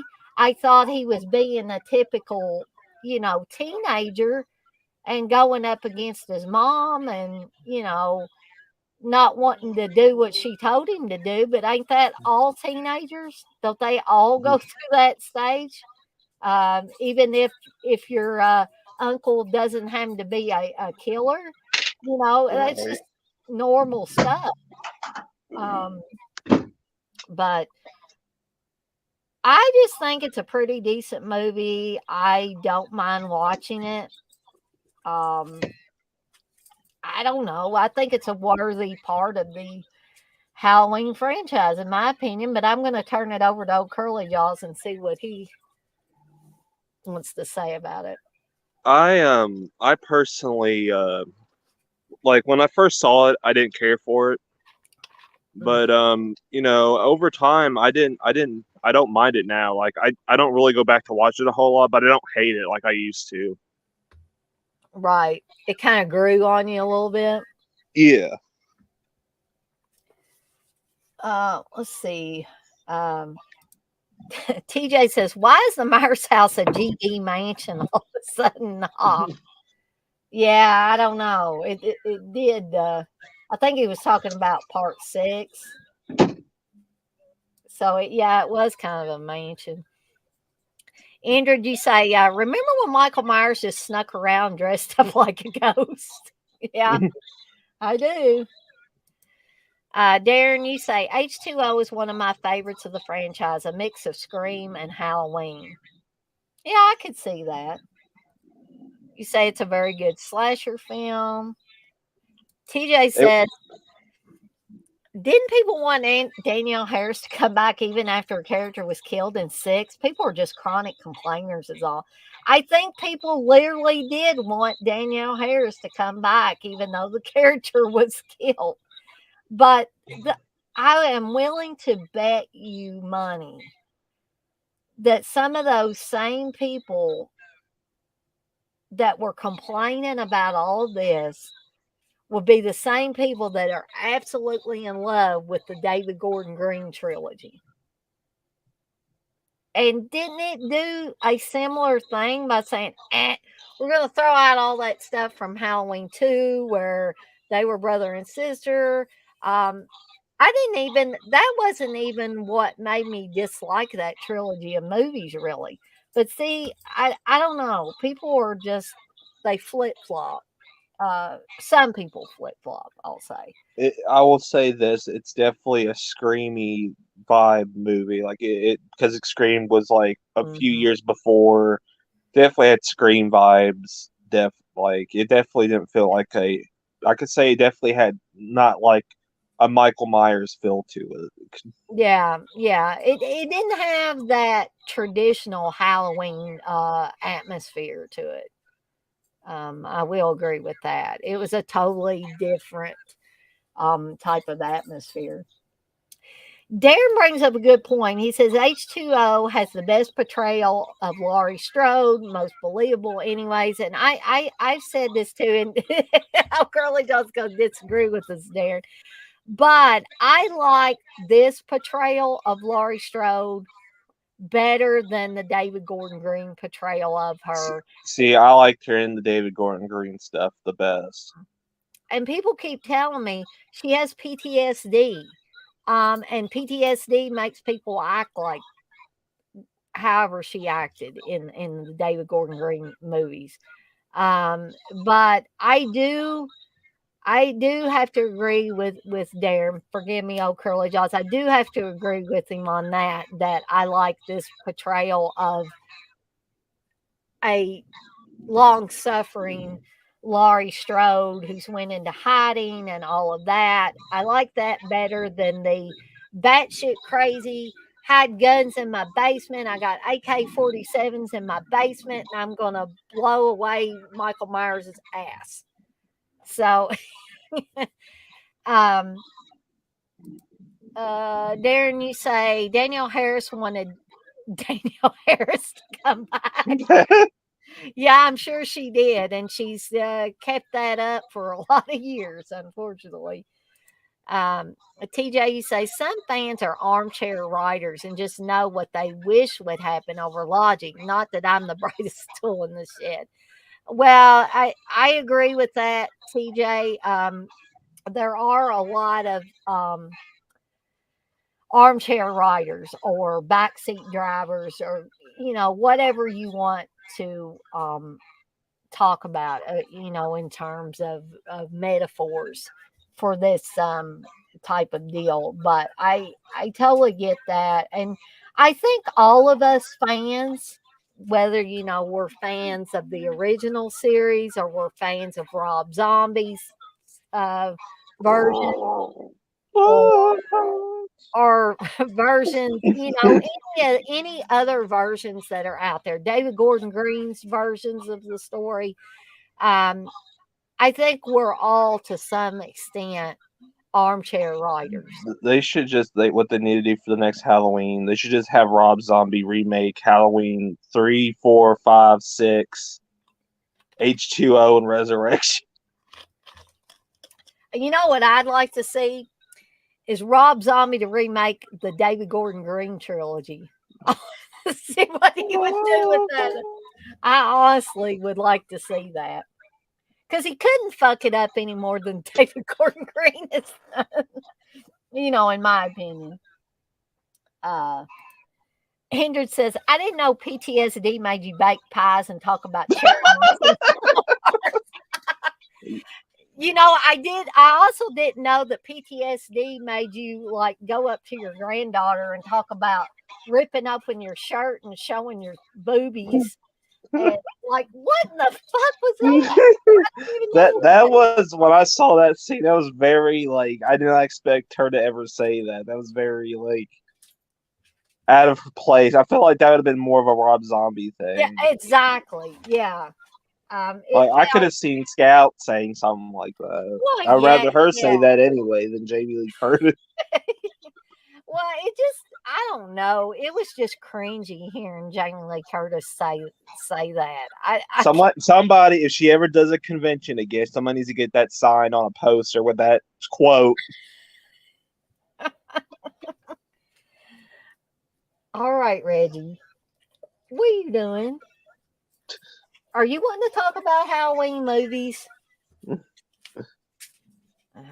Anyways, TJ, you say, I mean, she was an old fart too, entered gold. Yeah, the whole movie was full of old farts, I'm guessing. TJ, you said they ain't giving Zombie no money to make no Halloween. Haha. Probably not at this point. I would, even if they did like the lowest, but like if they did Rob Zombie's Halloween 3, but did the budget of Monsters, I'd still watch it. So, Reggie, please get down. I cannot talk about Halloween Resurrection because I hate that movie so much that I don't even have it in my collection.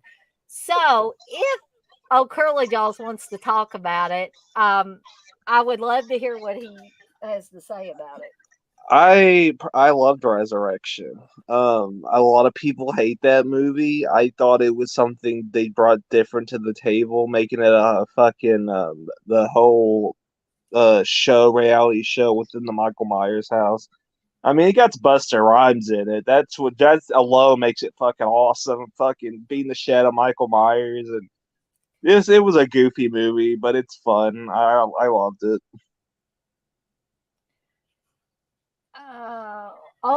Wesley is in here. CK's in here. He says, Curly Jaws, I ain't ever watching that goddamn Jeepers Creepers Reborn shit, boss. Fucking.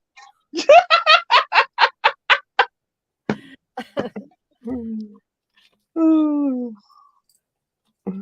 I guess that's his answer on that, huh? So that just leaves it up to Garrett and Uncle Bill. I don't know if Uncle Bill might give a colorful answer. I don't know about what Garrett's answer would be. I'd be kind of curious what Garrett's answer. I don't think Garrett's even seen the third one yet, so. Well, heck, the third one's good. Anything after the first one. Oh, the second one's the best. I love the second one. Yeah, the second one's really cool. Maybe I'll get around to watch. I mean, hell, I sat down and I watched that Terror Train remake on Tubi last night. I suggest watch 3 because 3 is basically a prequel to 2. Okay. Yeah, Okay. which I thought was weird, but yeah, 3 is a prequel to 2. So what you'd watch it 1, 3, 2 instead of 1, 2, 3. I don't know why they did it like that, but it was. I'm like, I liked it. Let's see. Darren says John Carpenter was asked on camera at a recent book signing what he thought about Halloween Ends. He said no comment. It's on YouTube. Oh man. Okay. I thought Carpenter loved all of David Gordon Green's stuff. Darren, you say I think it's on Brendan's channel. I'm gonna have to check that out. That's funny.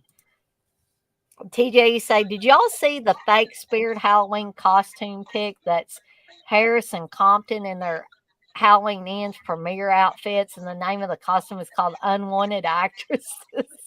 Ha ha. I did not I think see that. yeah, I did see that. I was like, that was kind of funny, but I wish they would do. I would love to see those two back. I think Daniel Harris died. Didn't she die in Halloween too? Oh I wait, want oh wait, you wouldn't know because you haven't seen it.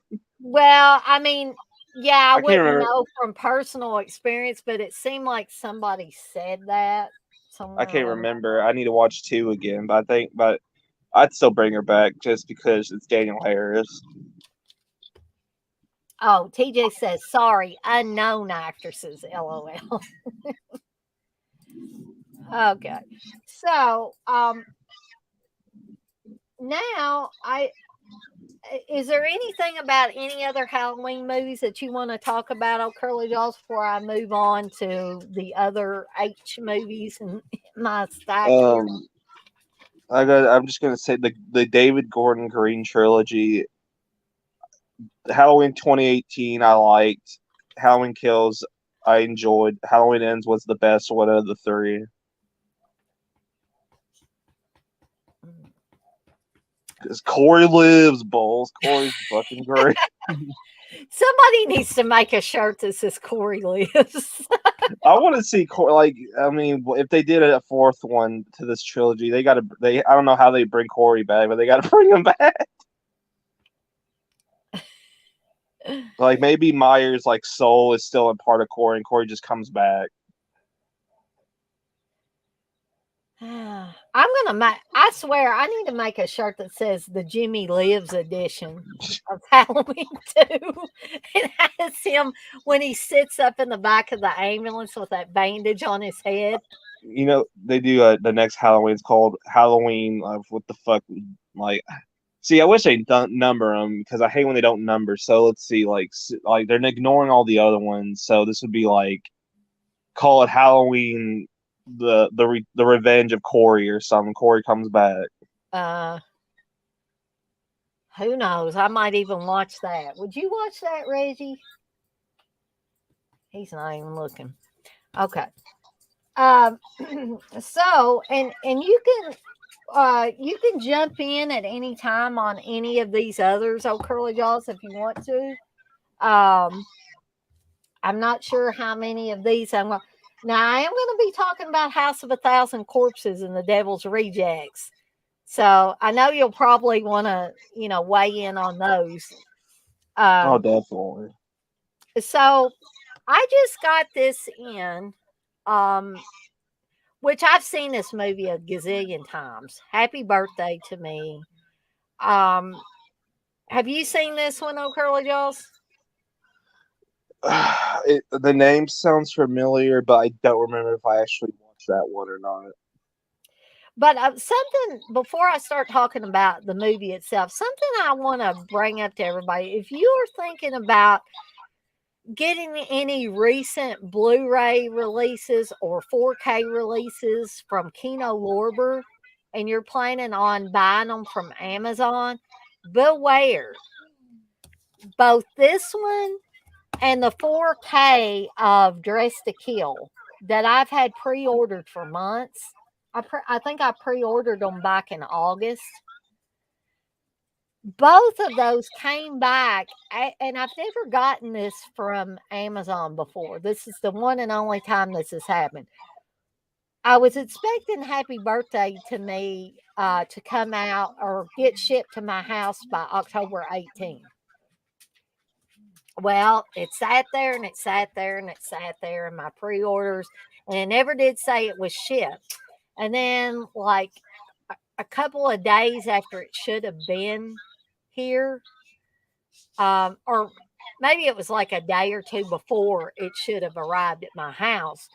I got a notification from Amazon that my approval was needed for something. I'm like, what the hell are you? What do you need approval for? They've never asked me for approval.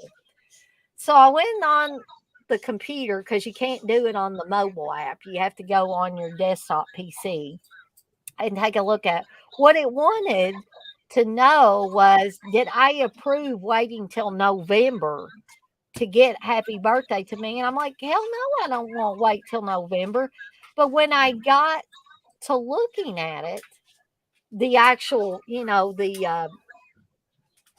the page where it talked about the movie and who had it available and stuff, whereas Amazon was supposed to have it available for the 18, it was like they sold out of them or oversold or something. So then there's this seller on Amazon that was selling a bunch of new copies, and they said, we only have 10 of them left.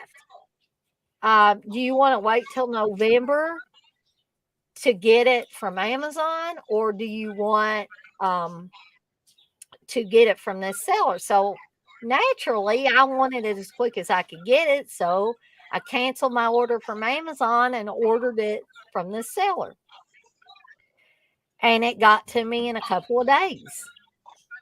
And the same thing happened with Dress to Kill 4K, which was also Kino Lorber. So I don't know what's going on there.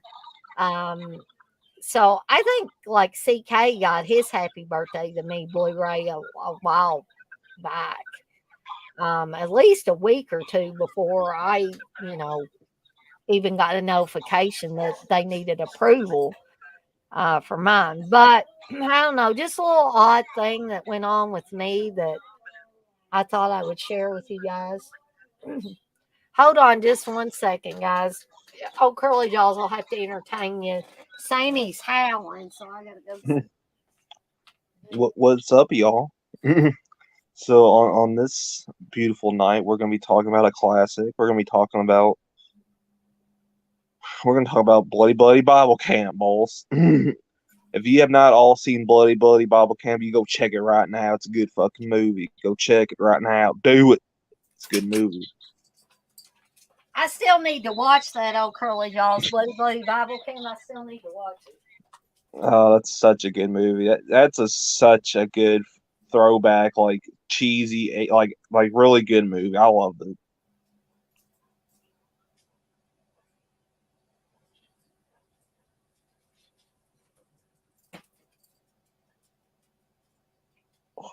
So I tell you what, if old Curly Jaws can entertain y'all for just a little bit more, I have to run to the restroom, and I will be right back. Let's see if you got any questions for me, y'all. Go ahead and I can answer them right now. If you got any questions for old Curly Jaws, you got them dying questions you wanna answer or you wanna ask me.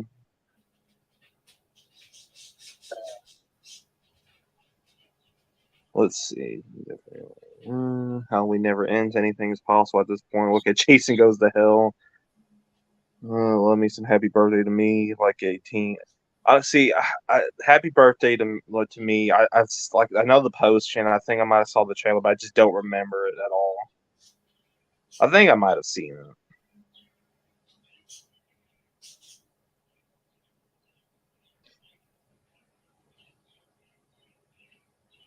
But if you got any dying questions right now, it'd be the perfect time to send them.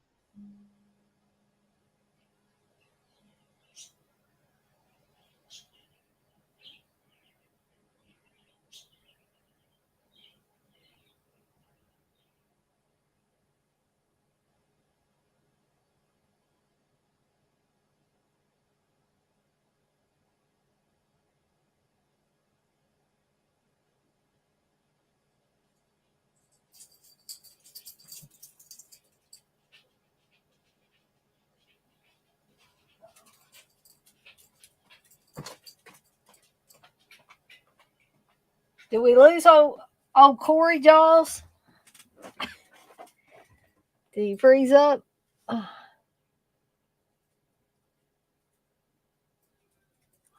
Hopefully he'll be back here, or if I lose him, I'll get him back here. Oh, there he is. The worst movie I've ever seen. Jeepers Creepers Reborn was pretty bad.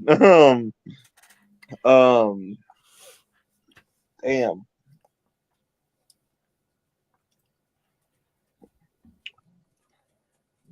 I'd say it's a tie between Child's Play remake and Jeepers Creepers Reborn. Yeah, I haven't seen the Jeepers Creepers, the new Jeepers Creepers movie, but I would have to agree with you that the Child's Play remake's pretty damn bad. It's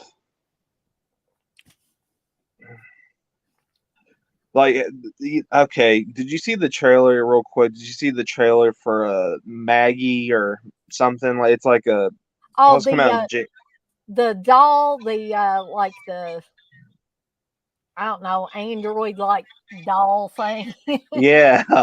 robot doll, whatever you want to call it. Yeah, that it seemed it intrigued me a little bit. Um, but I mean, sometimes trailers intrigue me, and then I actually sit down and watch the movies. Like, what in the hell? Did they I'm take gonna all the best scenes and put in the trailer, or what? yeah. That's I'm gonna say it's gonna be a hit. It's gonna be a big January hit, and I think it's gonna start a franchise with that because they got a character, a female horror character. I think it's gonna do really well. The next Chucky, basically, but An updated Chucky, yeah, more intelligent, maybe, or something. yeah, like, but I mean, it definitely. I mean, they don't have the character, the robotic doll, whatever you want to call it, sound like a fucking one of those fucking games you would play as a kid. Like it would like tell you to like I can't think what they're fucking called. Like you pull it and it's like the cow goes orange. That's what Oh, fucking yeah. see and That's what says, the see and yeah. says. I remember That that. that's what fucking the Child's Play remake. That's what that fucking doll sounds like. Like I mean, how you gonna get one of the greatest voice actors of all time and Mark Hamill and make him sound like dog shit? Yeah. I mean, that didn't even sound like Mark Hamill. It didn't even sound like a good Mark Hamill impersonator. I don't know what in the world that sounded like. It was just bad. Like I wish if they would have used just Mark Hamill's regular voice, Mm-hmm. it would have probably worked a lot better. But the doll looked fuck. I know I'm just going on a rant about Child's Play the remake, but fuck that movie. I have to agree with you. Have to agree with you. Um, so Darren says, "Happy birthday to me." Now you're talking. Absolute must-have slasher.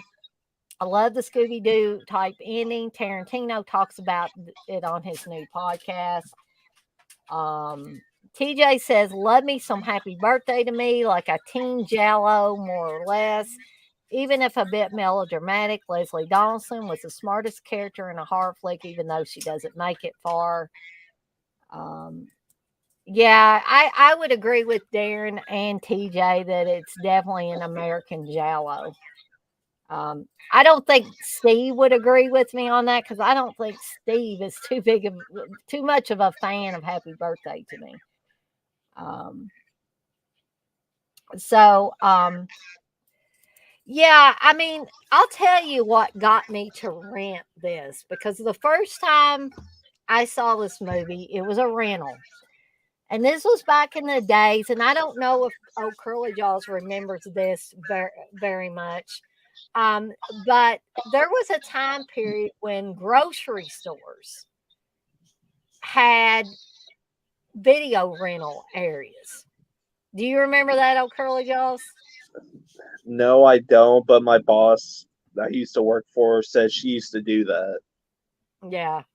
Like So this, like I'm like that. I wish they still did that. That'd be fucking mm, cool. that was old school. So, there used to be, um, well, I'm sure there probably still are, but it used to be called Bueller's Bilo. Does anybody remember Bueller's Bilo, the grocery store? Never heard of it. Never heard of it. And actually, there was a Bueller's Bilo in good old Indiana, Huh. and I would go to Tell City. Are you familiar with Tell City in Indiana? It sounds familiar. Yeah. Yeah. So Tell City and Cannleton were basically just right over the bridge from Hallsville. And I actually lived in Lewisport, but I went, this is a whole confusing story. This could be a whole other story for another day. My address was Lewisport, but I went to elementary school in Hallsville. I went to Hallsville Elementary because they said I was closer to Hallsville or the Hallsville Elementary School than I was to Lewisport Elementary. So anyway, that's kind of beside the point. It's neither here nor there. But I lived out in the sticks. I lived out in the country. But it would take us about 15 minutes or so to get into Hallsville from mom and dad's house. And then you would go over the bridge in Hallsville, and then you'd be in Cannleton, and you drive a little bit further and you'd be in Tell City. Cannleton basically ran into Tell City. So Tell City was where the Bueller's Bilo was for a long, long time. And they had a pretty good size video rental area at Bueller's. And that is where I first saw the VHS of Happy Birthday to Me with this cover art. And this cover art is what made me want to rent this movie because not only does it have the cool shot of this guy about to be shish kebabbed, but it does have the tagline 6 of the most bizarre murders you will ever see. So that picture of the shish kebab getting ready to go in this guy's mouth and that tagline, I had to rent this. Here I was, this young horror fan, this young slasher movie fan. This was like the holy grail for me, okay, at that point in time. So, I rented it, I watched it, and I've been a fan of this movie ever since. Um, and Darren talked. I'm not going to explain the whole ending for those of you that haven't seen it because I don't want to ruin it for you.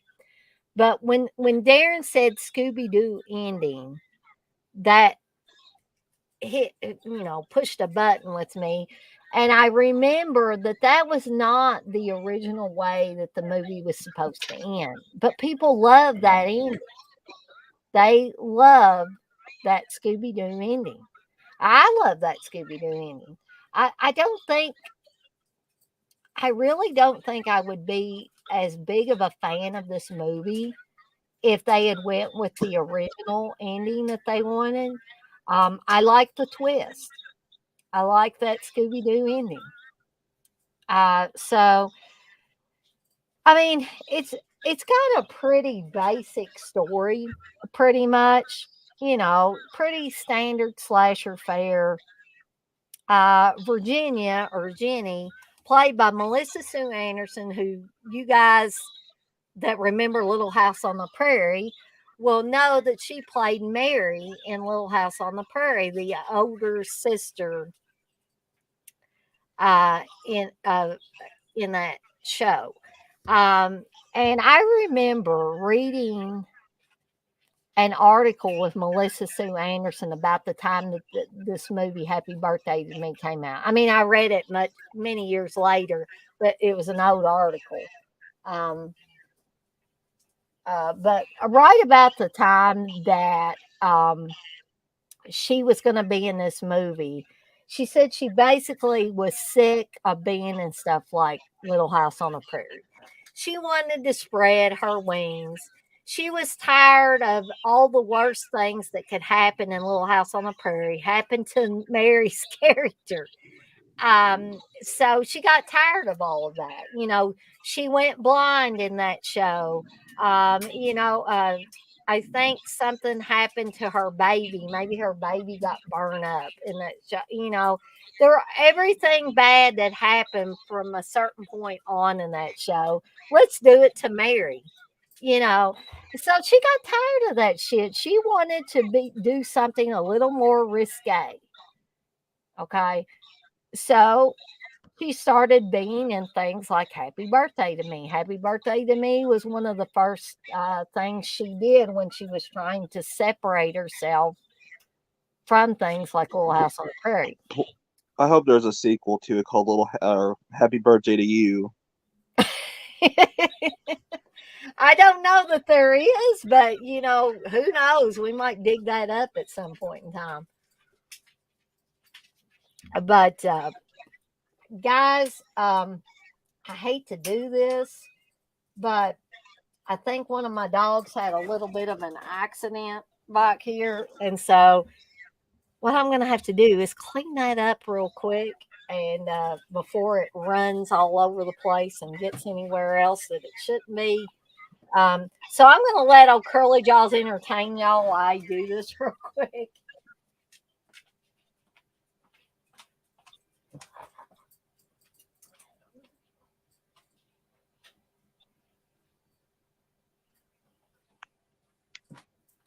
Of course, I think old Curly Jaws, did you freeze up again? No, I'm good. Oh, okay. Yeah, I know Rambo didn't like Bloody Bible.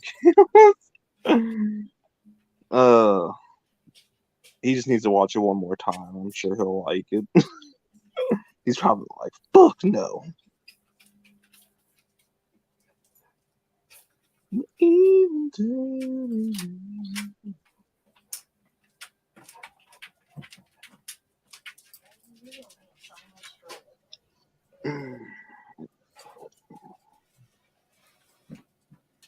What's everybody's thoughts on House of a Thousand Corpses? That movie's fucking great.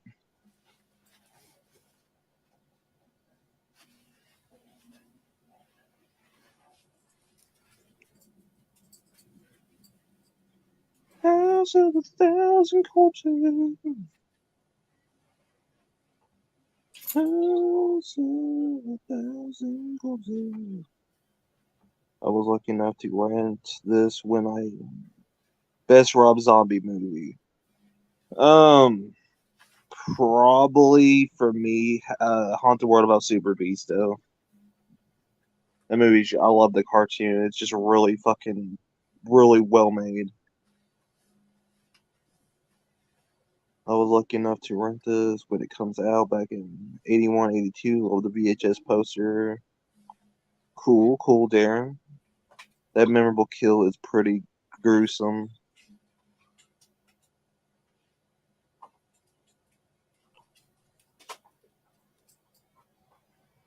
Halloween Town 2.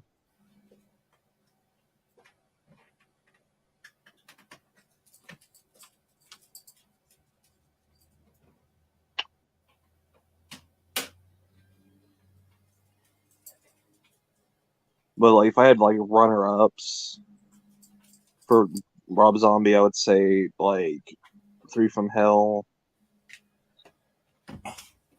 House of the Corpses is a fantastic, slightly preferred Devil's Rejects with both.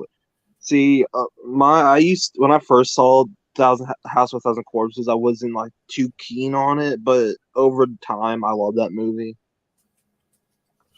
And how like if I had to pick which one is better, Devil's Rejects or House, I'd probably that's a tough one. I'd probably say Devils just for the soundtrack alone, and I felt like that movie was just really fucking just awesome. Like both movies are great, and I even loved Three from Hell, but a lot of people shit on that movie. But Sharon Zombie, I know everybody shits on her saying she's a terrible actress, but I loved her. So let's see. I'm looking at what Darren said. He said, I was lucky enough to rent this when it came out back in 81, 82. Love that VHS poster art too. Had some great memories back in those days. Now, I was not, Darren's telling his age there because, Mm. because I was not old enough to like rent this when it first came out. You know, it was a little bit later for me, and like I said, my family was a late adopter of a VCR, so that was something that you know had to wait a little bit. But yeah, that VHS poster art, the cover art for the VHS. I mean, yes, that I mean, how could somebody not say that that's memorable? That it's not memorable. I mean, that's classic slasher movie artwork. I think. Um, Darren, you said that motorbike kill is pretty gruesome too. I totally agree with that. Um, but the basic plot of this, of course, is Jenny, the character played by Melissa Sue Anderson. Um, she's part of this really high society clique, but we find out she wasn't always part of this group. She wasn't always part of the Crawford top 10 at her school. Um, we see through flashbacks that when she first started at the Crawford Academy, that she wasn't real popular, and you see scenes of her mother is planning this big birthday party for her, and she's telling Jenny, "Well, where are all your friends from the Crawford Academy? Didn't you tell them to be here at a certain time?" And she finally breaks down and tells her mother they're not coming because Ann Thomerson is having a party and they're all going there and they don't even know me. And her mother gets enraged. We find out later that her mother had messed around with Ann Thomerson's father. And we're not real sure. It's kind of alluded to that Jenny might not be the daughter of the guy that she thinks is her father. She might actually be um, Mr. Thomerson's daughter that came out of that affair that her mother had with Mr. Thomerson. So she gets enraged. They go to the Thomerson's house, and she tries to get um, the caretaker or whatever to let her in, and he basically he won't let her in, and he said, um, he says that basically, I feel sorry for your daughter, but that's not going to change who you are. Just take your daughter and go home.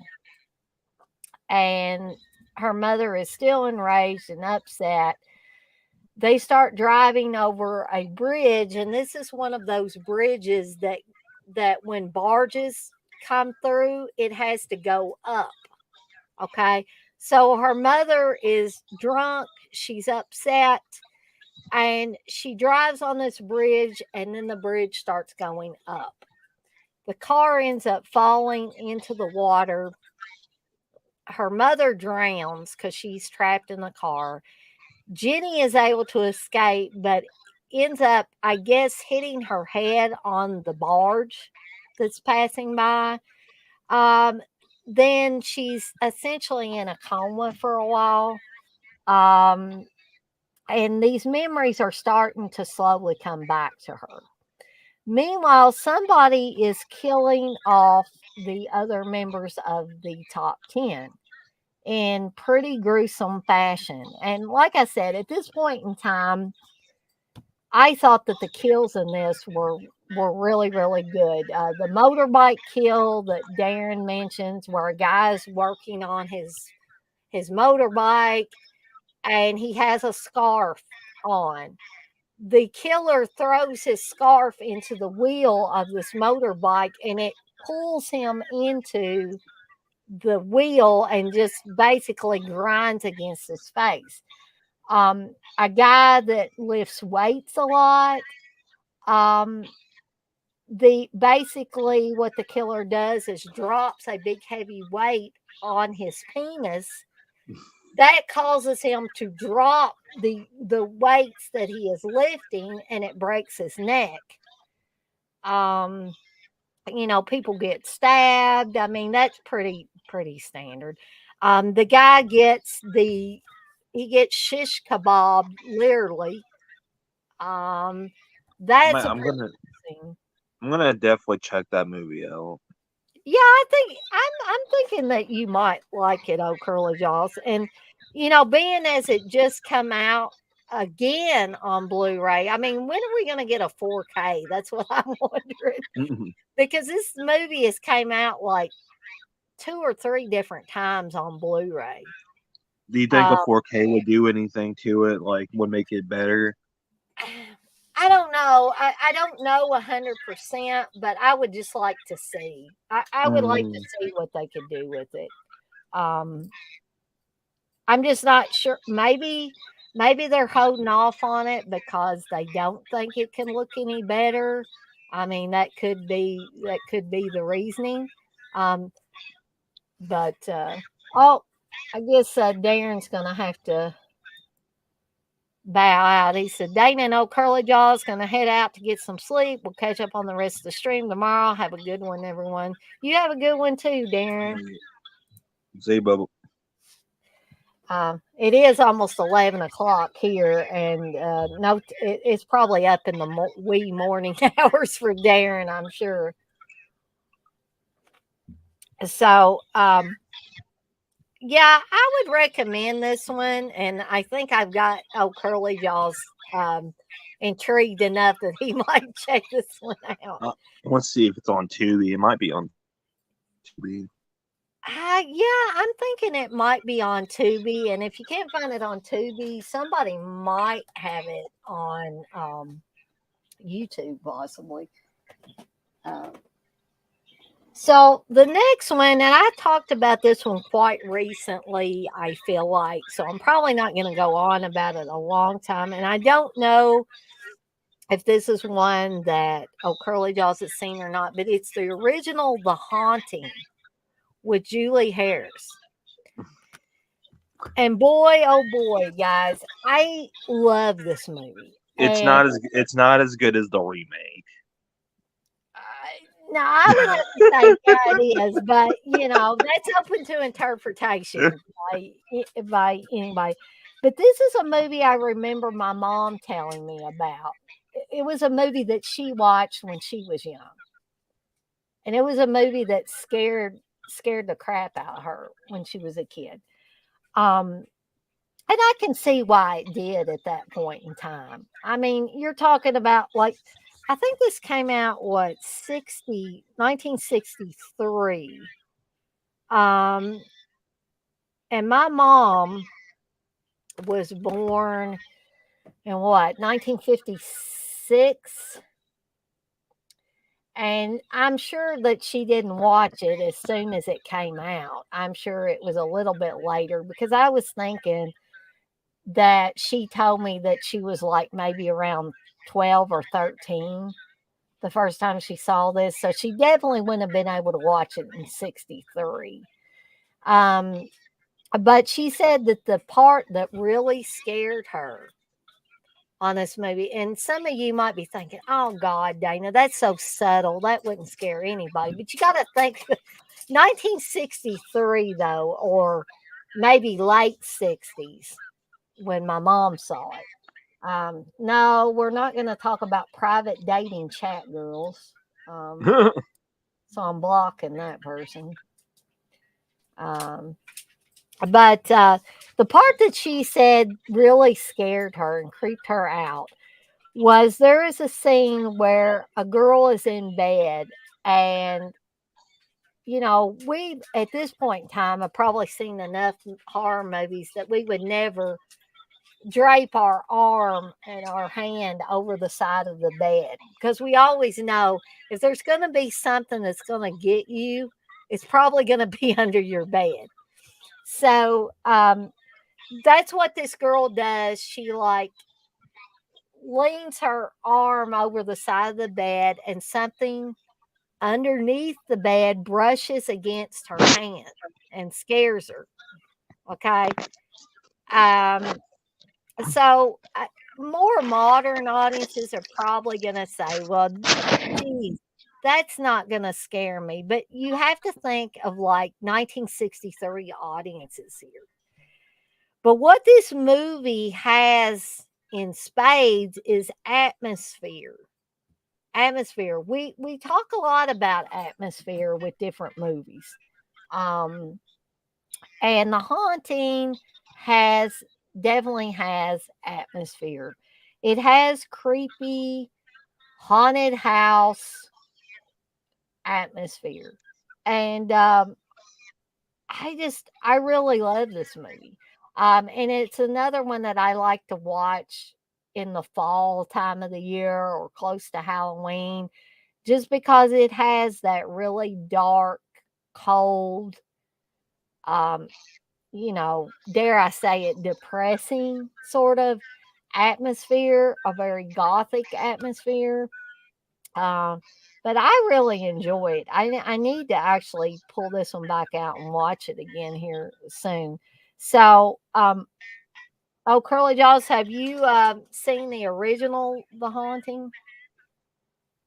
I've seen like clips of it, but I've never actually fully watched. I did watch the remake from 1999. That's a good one. I really enjoyed that one.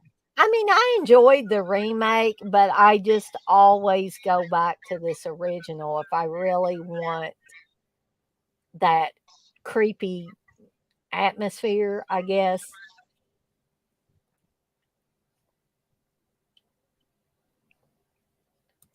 So TJ said birthday is kind of long, but I don't feel it when I watch the movie. Yeah, it is about an hour and 40 minutes, hour 45 minutes. Maybe I mean it could be a let me look at that because I don't want to be talking out of the side of my mouth. It is 110 minutes long. So yeah, but when I watch it, it doesn't seem that long either. Um, oh, Curly Jaws, we've lost most of our audience. I think we got like two people in here. Um, Probably mostly because people want to go to bed or something. But Well, they need to wake the fuck up, get their shit together, uh, drink your Red Bull. a Red Bull, yeah. So the next one, and again, I don't know if Old Curly Jaws has seen this one, but this is one that I've said this before, but I'll say it again real quick. This is a movie that Uncle Bill told me is like watching old people eat, which I take that to mean he thinks it's boring as shit. Okay. But I have always loved this movie. And how can you hate a movie that pretty much has the debut of Tom Hanks in it? Like, he's not in it very long, but he was his character of Elliot was originally planned to be killed off. Spoiler alert. But the director of this movie liked him so much that he chose to just kind of have him exit the movie but not get killed off. So, uh, TJ, you say Garrett is doing a Halloween timeline stream. Don't know if people are defecting over there. Well, fuck. Okay. I mean, I don't begrudge Garrett doing anything or You, anybody else doing if anything. anybody's in here and it's also going to be in Garrett's thing, tell him he needs to watch Jeepers Creepers Reborn. There you go. Him and Uncle Bill have to watch it. CK told me to go fuck myself, so he won't watch. So if you're dividing your time between me and old Curly Jaws and Garrett, yeah, pass that along to Garrett.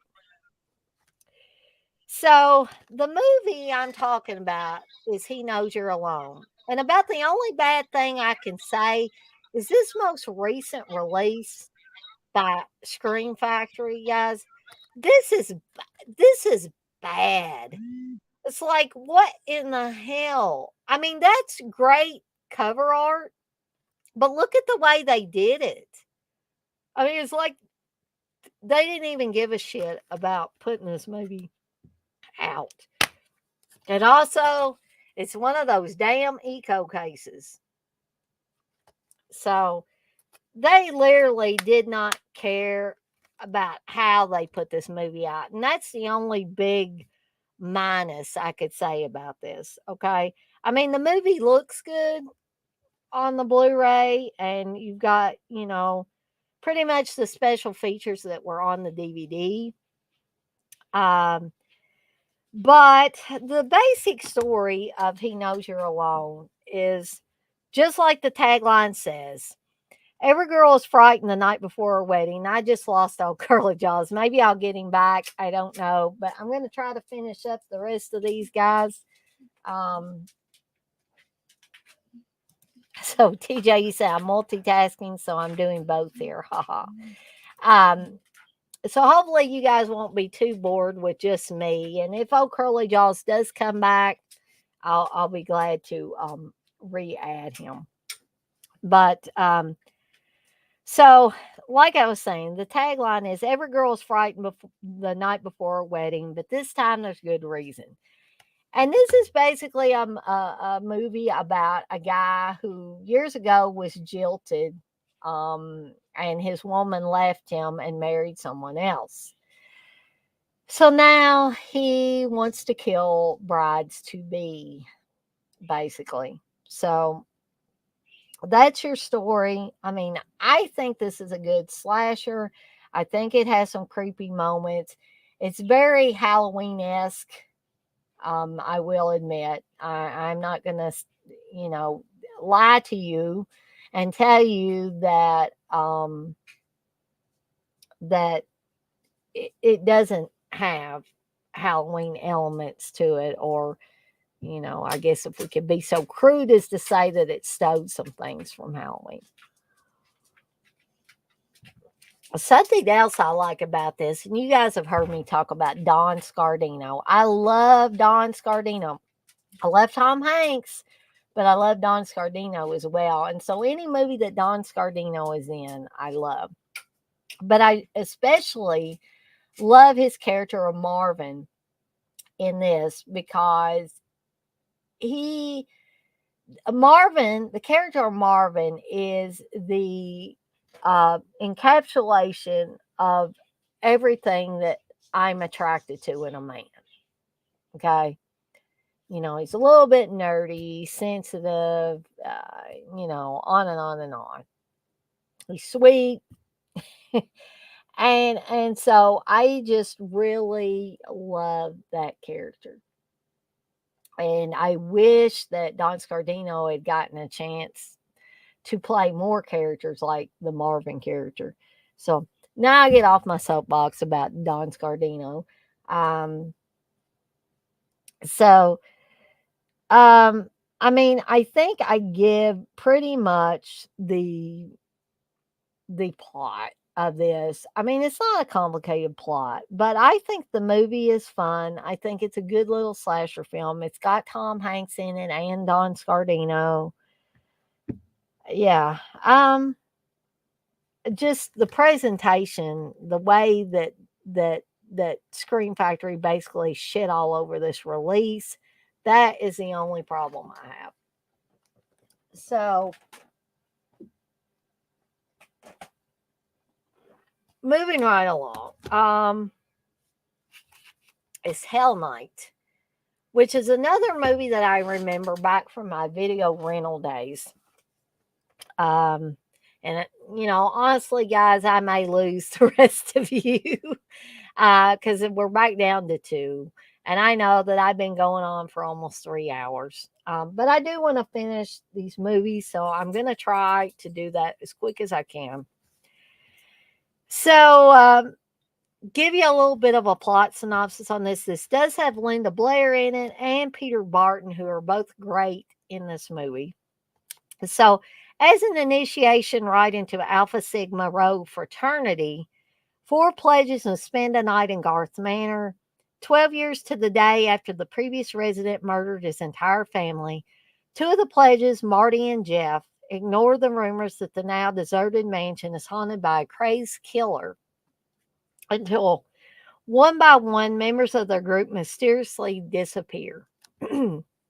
Sorry, guys, I'm getting kind of hoarse here. Could this be part of a fraternity prank, or is a demented former tenant seeking revenge?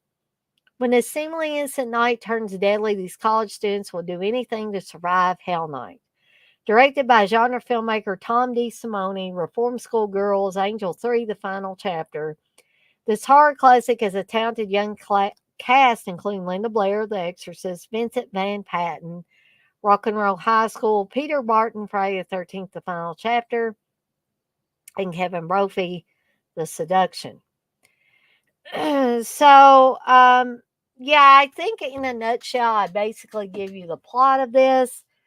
I think this is a fun one. I mean, some people might not consider this a slasher film per se, but it definitely does have some slashing in it. And the creature or creatures that are doing the killing in here are human like. So they're not really like creatures all the way. So I've always liked this one, find it fun. It's not overly long. Um, Came out in 1981. And like I said, it was one of my video rental uh, horror films. So it was definitely during that time period. Of course, I watched it much later than 1981. Hey, Red, you say Dane or Dane? So that is Hell Night. The next two are going to be Hellraiser movies. And the first one is the original Hellraiser. He'll tear your soul apart, guys. Bloody Disgusting, and I know a lot of people don't take stock in what Bloody Disgusting says, but they say it's a must see for horror fans. And honestly, I would have to agree with that. So, in 1987, Fangoria said prolific genre author, painter, and first time filmmaker Clive Barker unleashed upon an unwary audience is a flick that shook them to the core and forever redefined the face of genre cinema. More than 20 years later, Barker's original vision of pleasure, pain, and the nightmare icon forever known as Pinhead have returned like you've never seen them before. Andrew Robinson, Ashley Lawrence, Claire Higgins, and Doug Bradley star in this immortal horror classic now loaded with extras for an experience beyond limits. Once again, the box is open. The Cenobites have been summoned. We have such sights to show you finally on Blu-ray. And this is the part of the Anchor Bay collection. Red Radio say, does anyone have an explanation for the ending of Leaving DC? I couldn't tell you, Red, because I have not seen Leaving DC. So I guess I would not be the person to ask that. But there might be two other people in here that might know, possibly. Uh,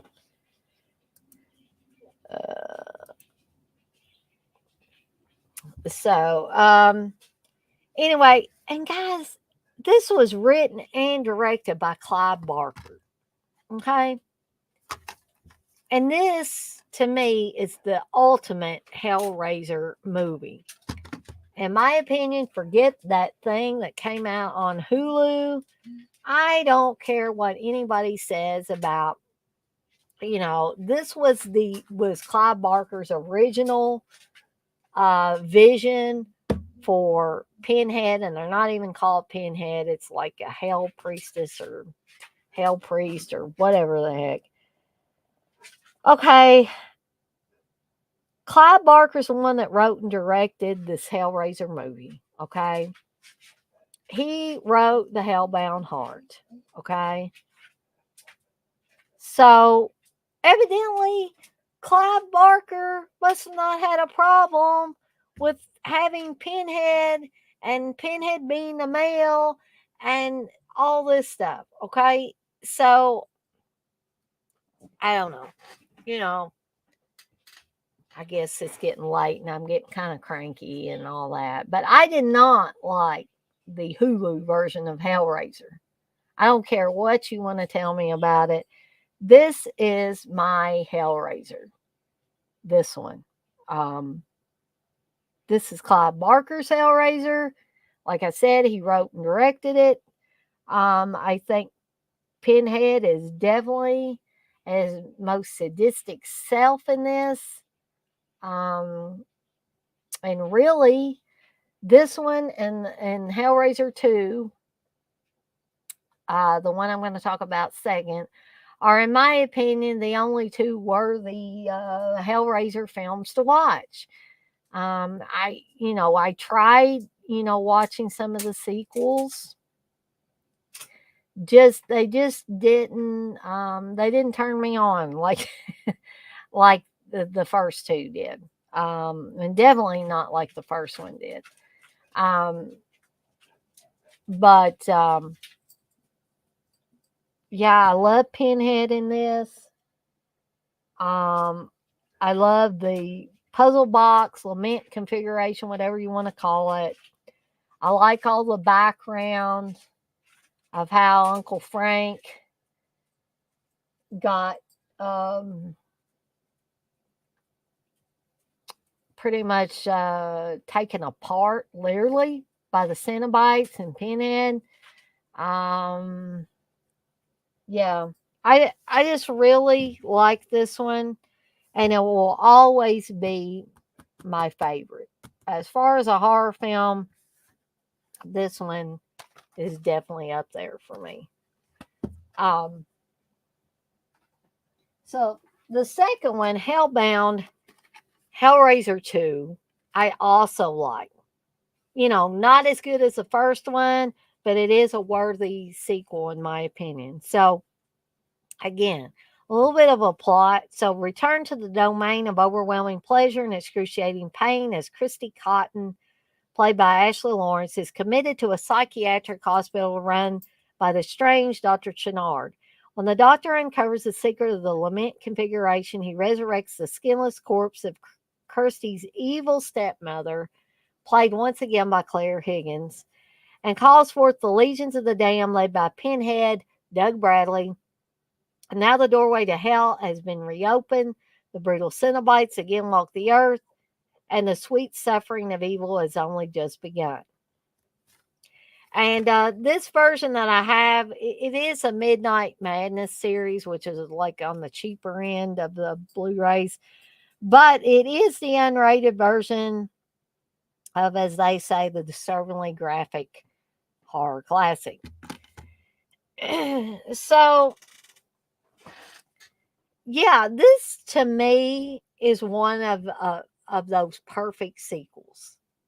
I really think that it lives up to the honor of being called a sequel.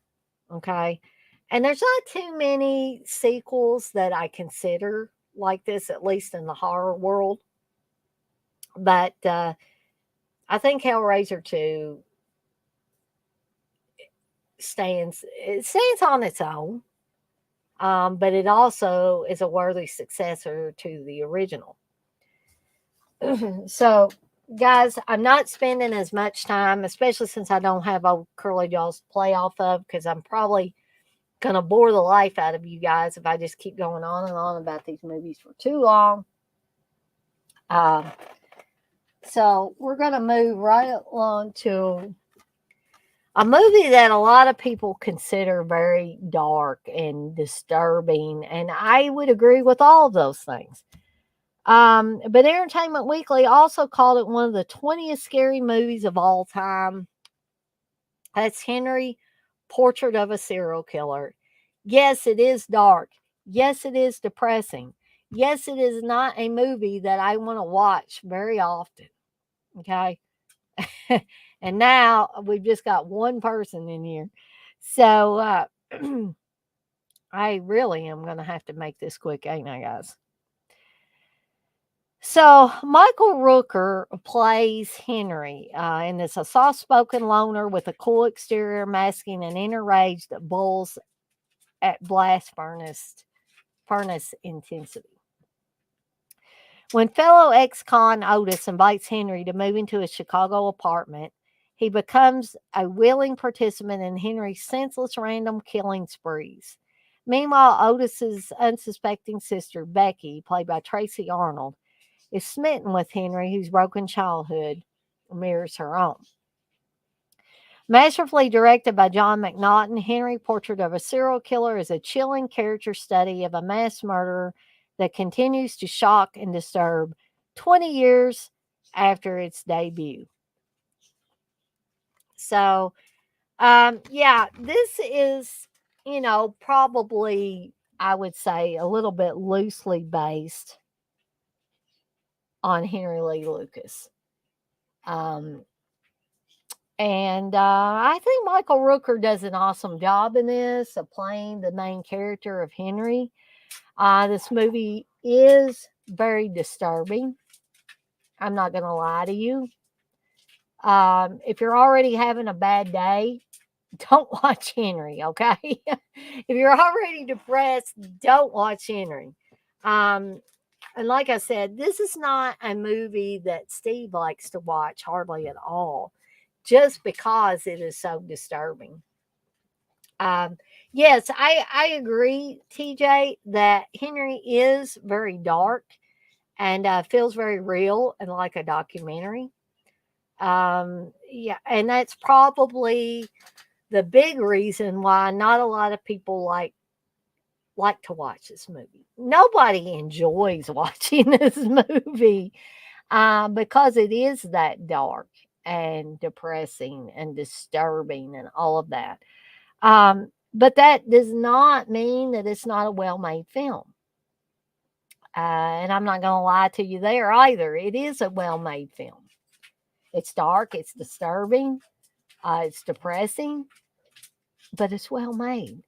And I think if you can handle it, it is very well worth at least one watch. So, moving right along, um, is a movie that I don't know how many of you, all two of you in here, have watched or not. But it's a movie that, again, has a nostalgia factor for me because I remember it. I sure hope I don't lose my voice because I really want to try to finish these movies up. Uh, what is it, Reg? Reggie's getting up here. You gonna bring back my audience? Hmm. I only got two people in here, Reg. Reggie don't care. He says, I'll keep you company. But anyway, um, the movie I am talking about is Hide and Go Shriek. And, this is another movie that Steve says that he never, ever wants to watch again. I mean, maybe he's seen it all of two times with me. And one of those times was a commentary, and he said, That's it. I want to watch this again. Um, I'm not saying it's a great piece of cinematic history or anything like that. I'm just saying for me, for my money, it's a fun slasher. So A little bit of a plot synopsis. A group of teens decides to spend the night in a furniture store owned by the father of one of their members. Joining them for the ill-fated overnight adventure is a homeless ex-con security guard. Isolated and trapped, they're all soon stopped by someone with a taste for cross-dressing who breaks in and begins to pick them off during a game of hide and seek. It's the ultimate game of death. Hide and go shriek. Now watch this slasher classic from a brand new HD master. This is a release from Code Red. I'm not gonna lie to you. And I wouldn't go so far as to say in the terrifying tradition of Friday the 13th and Halloween. It's not that, guys. It's not that. But a fun little slasher nonetheless. Don't have to think a lot about it. It's just one that you can just sit down and watch and enjoy. And before you know it, it's over. It's only 90 minutes long, so it's not a super long movie. Um, and the final scene, and if you haven't seen this, you might want to step away for a second. Has one of those typical slasher endings where you think the killer is dead, but it turns out he's not. And they're loading all the survivors into the ambulances.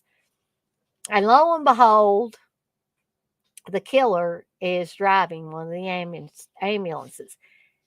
And that guy is freaking creepy. I am not going to lie. He looks right into the camera and smiles. And that is like one of the most creepy ass smiles I've ever seen. And even if you didn't like the rest of the movie or didn't find it that interesting, that one final shot is, I think, in my opinion, enough to make up for any slow spots that might have been in the rest of the movie. Okay, so that's Hide and Go Street. I just hit my hat with that. So the next one is the original Wes Craven, The Hills Have Eyes. This is the Arrow video release.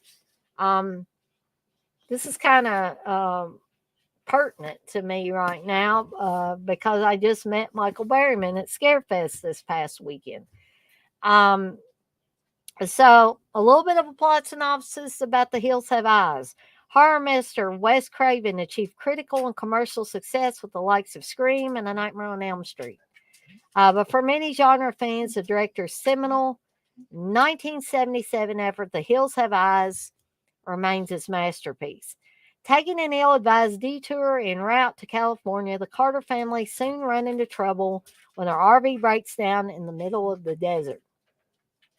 Stranded, the family finds themselves at the mercy of a group of monstrous cannibals lurking in the surrounding hills.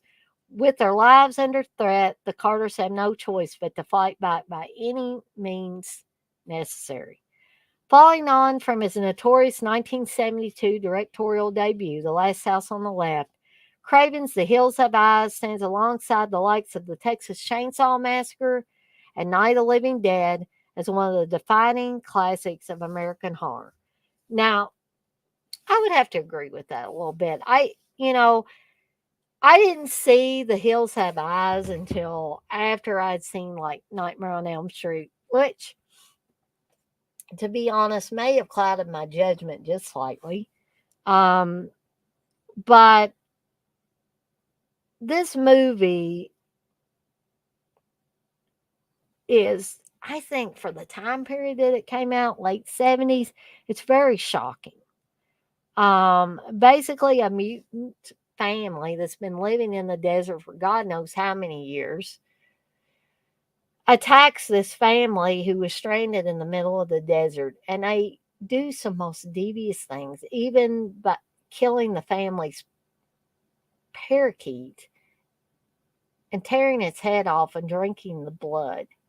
Okay, you know, um, killing one of their dogs, and that's even before they start killing some of the people off. So you know that these mutant this mutant demented family that's living out in the desert and has basically, little or no minds left. They're just like animals. I mean, they're worse than animals pretty much. Because even the dogs and stuff in this movie have more of a conscience than these people. Um, I don't even know if you could call them people. I mean, they're so sadistic and so demented that they have very little, if none, humanistic qualities at all. Um, so they're very primitive. I guess might be the best way to describe it. But I like this movie. It's suspenseful, um, and the acting I think is top notch all the way around. Um, I, and this just goes to show you, when you meet someone like Michael Berryman, who turns out to be a really sweet, nice guy. I mean, I didn't expect him to be anything but when I met him, but he can really turn on the crazy and the sadistic when he needs to. Okay. Um, and that again is the mark of a very good actor. But you also have Dee Wallace in this, um, who is I think is very good in it. Martin Spear, Robert Houston, Susan Lanier, um, James Whitworth, um, like I said, Michael Berryman.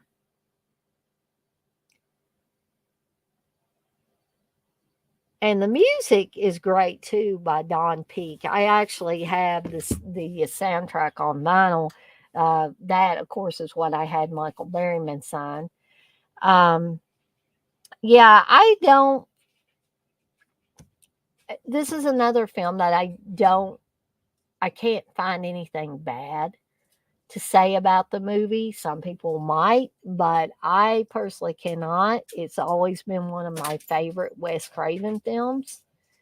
Most people expect you to say A Nightmare on Elm Street or something like that.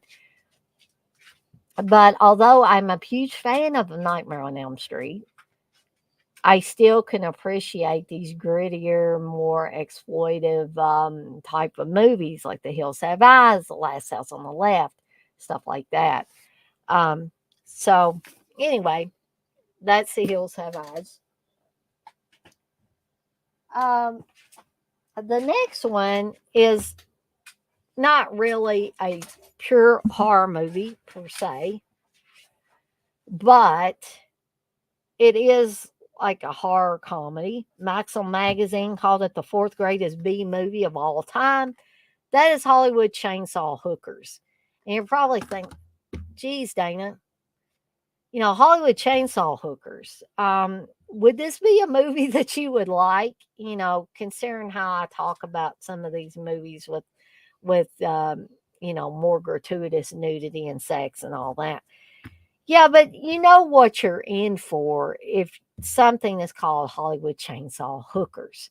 I mean, the title says it all, guys. Um, I just found this movie, and I keep hitting my hat on. Maybe I've had too much alcohol now. Brandon, what are you doing, buddy? So, anyway, uh, I just find this movie fun. So I'm going to give you a little bit of a plot synopsis on this. We went from four to two. People might be flip flopping back and forth between me and somebody else, me and Garrett or whoever. But so Retro Media presents a special high definition Blu-ray edition from a 2K scan of the original 35 millimeter camera negatives. So join Detective Jack Chandler as he tracks a runaway teen played by horror queen Linnea Quigley into the dark recesses of Los Angeles' most stringent religious cult. Beware the chainsaw worshiping madman played by Texas Chainsaw Massacre's original Leatherface Gunnar Hansen. And above all else, watch out for the saw wielding vixen performing the virgin dance of the double chainsaws. This was produced and directed by none other than Fred Owen Ray. So, just me saying the name Fred Owen Ray, if you know anything about him and the type of stuff he directs, um, you know what you're in for with Hollywood Chainsaw Hookers. You should know what you're in for just by the title, but you add Fred Owen Ray directing it to the mix. You've got Linnea Quigley. You've got Gunnar Hansen. You've got Michelle Bauer, Don Wildsmith. Yeah, just a fun little party movie, I guess would be the best way to describe it. So anyway, that's Hollywood Chainsaw Hookers. So the next one is one that Steve once again said, God, Dana, why did you buy this? Why did you spend money on it? And sometimes I ask myself the same thing. But that's Horror House on Highway 5. I mean, it looks like it'd be a cool movie, right? Guys, it's not really. It's not a good movie. So little plot synopsis for you. I'm a serious killer wearing a Nixon mask, terrorizes and murders a young couple. A professor assigns his students a project investigating the strange events connected to a possibly dead Nazi scientist, Dr. Frederick Bartholomew. The doctor's assistant kidnaps students, holding them hostage and torturing them. Meanwhile, Nixon, or a killer in a Nixon mask, stalks the night. One of the most confusing and compelling homemade horror films ever made. Can't talk. Future music video director Richard Casey's debut feature film, shot over years on nights and weekends, is a delirious collage of oddball gore, ludicrous plot twists, and general milieu of weirdness. Like anything else in cinema history, newly restored from original 16 millimeter vault elements, Vinegar Syndrome presents one of the quintessential cult movies of the 80s, officially on Blu ray and DVD for the first time anywhere in the world.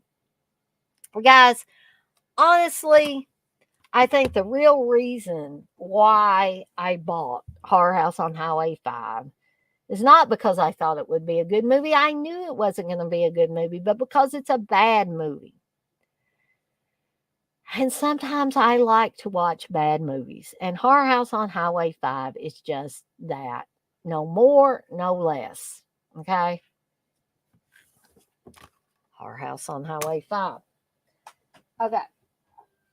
We're getting down near the end of this bunch of movies, guys. The next one is House. The very first House. Got a little comedy mixed in there. Has William Catt in the lead role. Give you a little bit of plot synopsis for this. So, step into a house of horror from the team that brought you Friday the 13th. Comes one of the all-time 80s horror greats, a long last upgraded and hair-raising HD.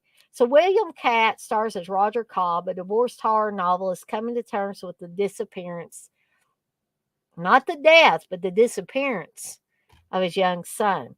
When he inherits his late aunt's old mansion, Roger decides that he's found the ideal place in which to pen his next bestseller. Unfortunately, the house's malevolent supernatural residents have other ideas. This is directed by Steve Miner. The man, bring the lead. Sorry, guys.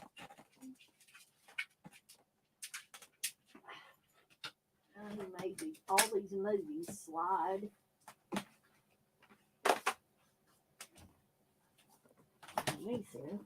Okay.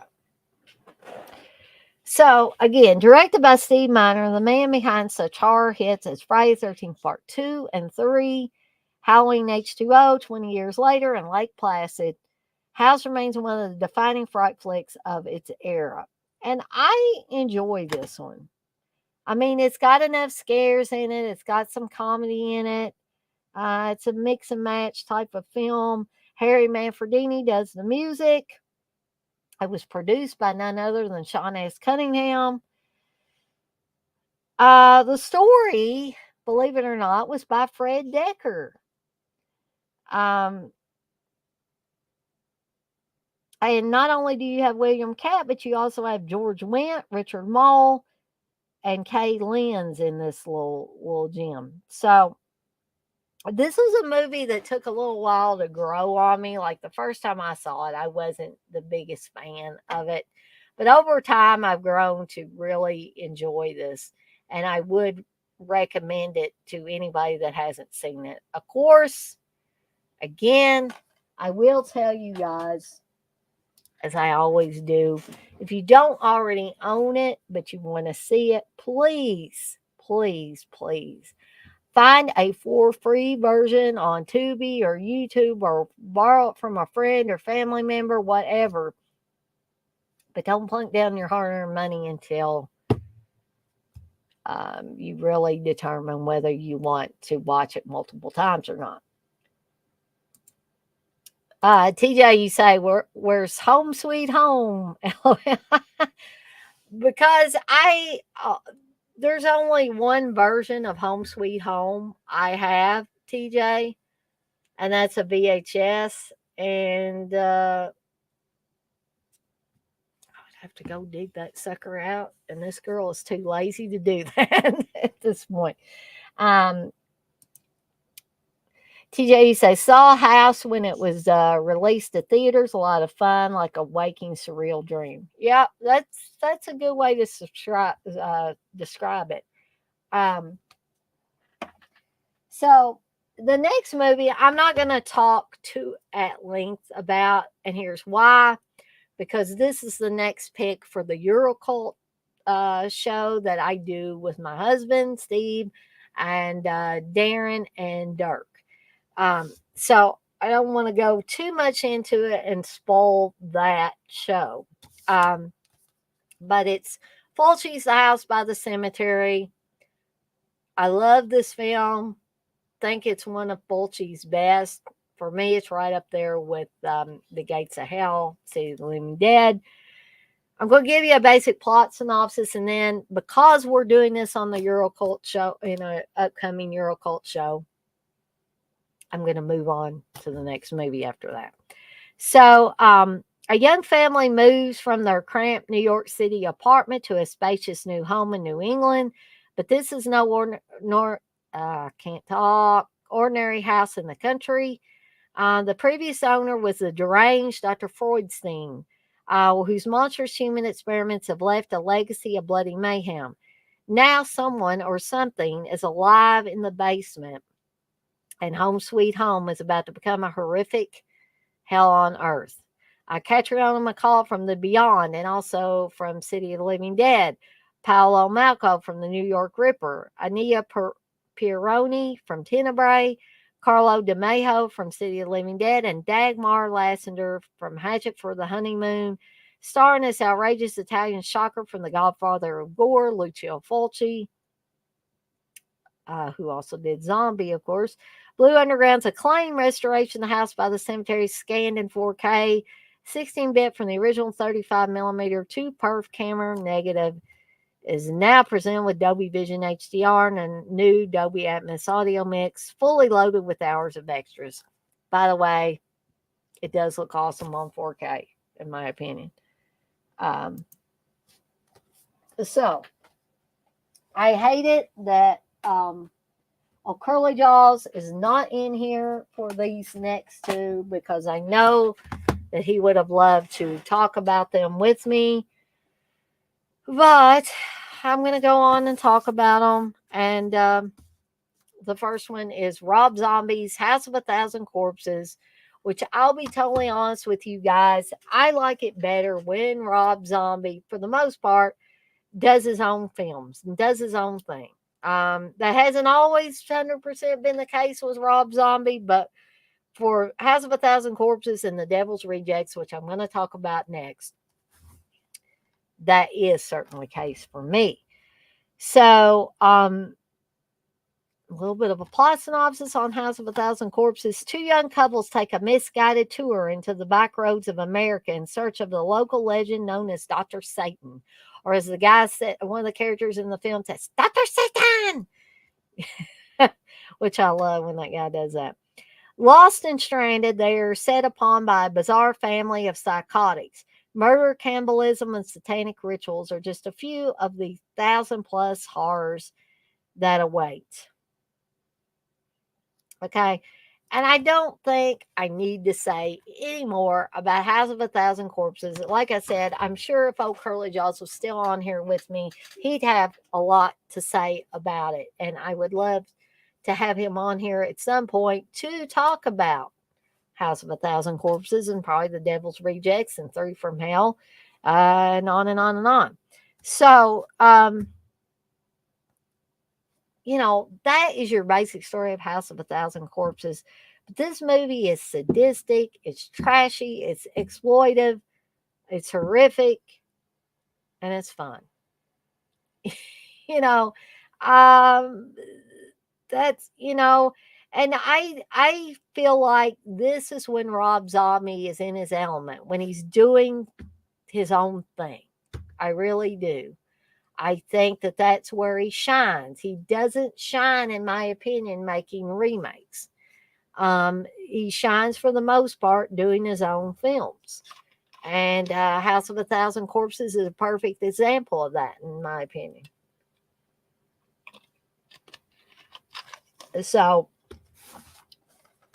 moving right along is the sequel to House of a Thousand Corpses, The Devil's Rejects. Um, so give you a little plot synopsis for Devil's Rejects. Ambushed at their homestead by Sheriff Wydell and a squad of armed men. The Firefly family awakens with guns blazing, yet only Otis and his sister Baby manage to escape unharmed. Taking refuge in hostages in a back row motel, the wanted siblings rendezvous with their deranged partner in crime, Captain Spaulding, killing it whoever happens to stand in their way. But as the body count mounts higher, Sheriff Wydell decides to cross the line and take the law into his own hands, paving the way for one of the most depraved and terrifying showdowns in cinematic history. Now, guys, I'll be totally honest. Be totally honest with you. I don't hate the Devil's Rejects. But for my money, for me personally, I think the House of the Thousand Corpses could have been a one and done. Not that this movie is not, doesn't have moments where it shines. It does.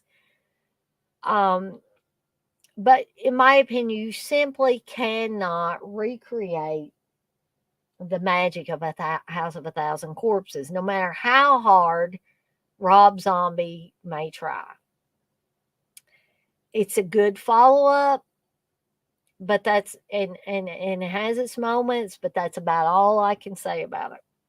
And the fact that I didn't absolutely hate it. But that's Devil's Rejects. Um, guys, we are down. For those of you 4 people that are in here with me now, we're down to the last 3, I think, because Brandon hit my one of my stacks and sent them sliding under my desk. So hopefully this is the final 3. So the next one is The House on Sorority Row. Not just Sorority Row. I hated that. But The House on Sorority Row. This, before I really get into the meat of the movie, but this is the movie that introduced me to the band 4 out of 5 Doctors, who I absolutely love now because they were the house band in the House on Sorority Row. And I heard their music and became a fan. And some of you may, that have seen House on Sorority Row or might, after I talk about it, might see this band and say, God, why? Steve kind of asked that. He's like, why are you buying their records? Why? Can you tell me why? Um, I just like their music. I enjoy it. Um, I mean, it's not any great musical masterpieces or anything. It's not the Beatles. It's not Elvis. It's not, but I think they were, a good band. Um, anyways, give you a plot synopsis for House on Sorority Row. Flirtatious young sorority sisters who are days away from graduation set out to throw one last decadent celebration. Unbeknownst to them, the strict matron of their house hides a horrendous secret, thought long buried. A gruesome accident is witnessed by a hideous fiend hidden within the once nurturing dwelling, which triggers a rampage of death and destruction. Before the end, the peril faced by the sisterhood will push them to the brink of annihilation, and rivers of blood will drown all who enter the house on Sorority Row. Now see the film from Brand New Scan. Now, just from that plot synopsis, you may be thinking this is a bloody movie. Not really. Not really. But a good slasher film nonetheless, because, for me, a good slasher film doesn't necessarily, for me anyway, have to have tons of blood in it. Okay. I think this has good acting in it. It has, in my opinion, a lot of twists and turns along the way, has an interesting killer, has an awesome house band, um, and just a fun one for me. Catherine McNeil's in this, Elaine Davidson. Uh, it does have other music by Richard Band. Um, yeah, I think this was a Scorpion release. I would say if you have not seen this, I think this was on Tubi, so you can watch it for free on Tubi. You may be able to watch it on YouTube. Has a great tagline. Nothing can prepare you for what happens when she fights back, which is, I mean, it's an interesting tagline, but it really doesn't work for this movie. And if you watch this movie, you'll know what I mean after that. Yes, TJ, you say you downloaded the Doctor songs from the movie. Very 80s music, LOL. And that's probably why I like it. Um, and actually, when I got more into their music and wanted to find their records, I went around to a lot of different record shops here in Louisville. And I kept asking them, do you have any 4 out of 5 Doctors records? And there was one guy at one record shop that had recently acquired a bunch of records from another state or something. Maybe there was an estate sale or whatever. But he got boxes upon boxes of records. And when I asked this guy, other record store owners kept looking at me like I'd flip my wig or something. They're like, I know. But when I asked this guy, he said, "Oh yeah, I think I have some from that last big group of records I got." So he gave me his card and told me to stop by, and I did. And unfortunately, when I stopped by, he was closed. I'm guessing there was maybe an emergency or something where he had to close during the day when he normally wouldn't be closed. So I didn't end up buying the records from that guy, and I would have liked to because he showed a genuine interest, more so than anybody else had that I'd talked to.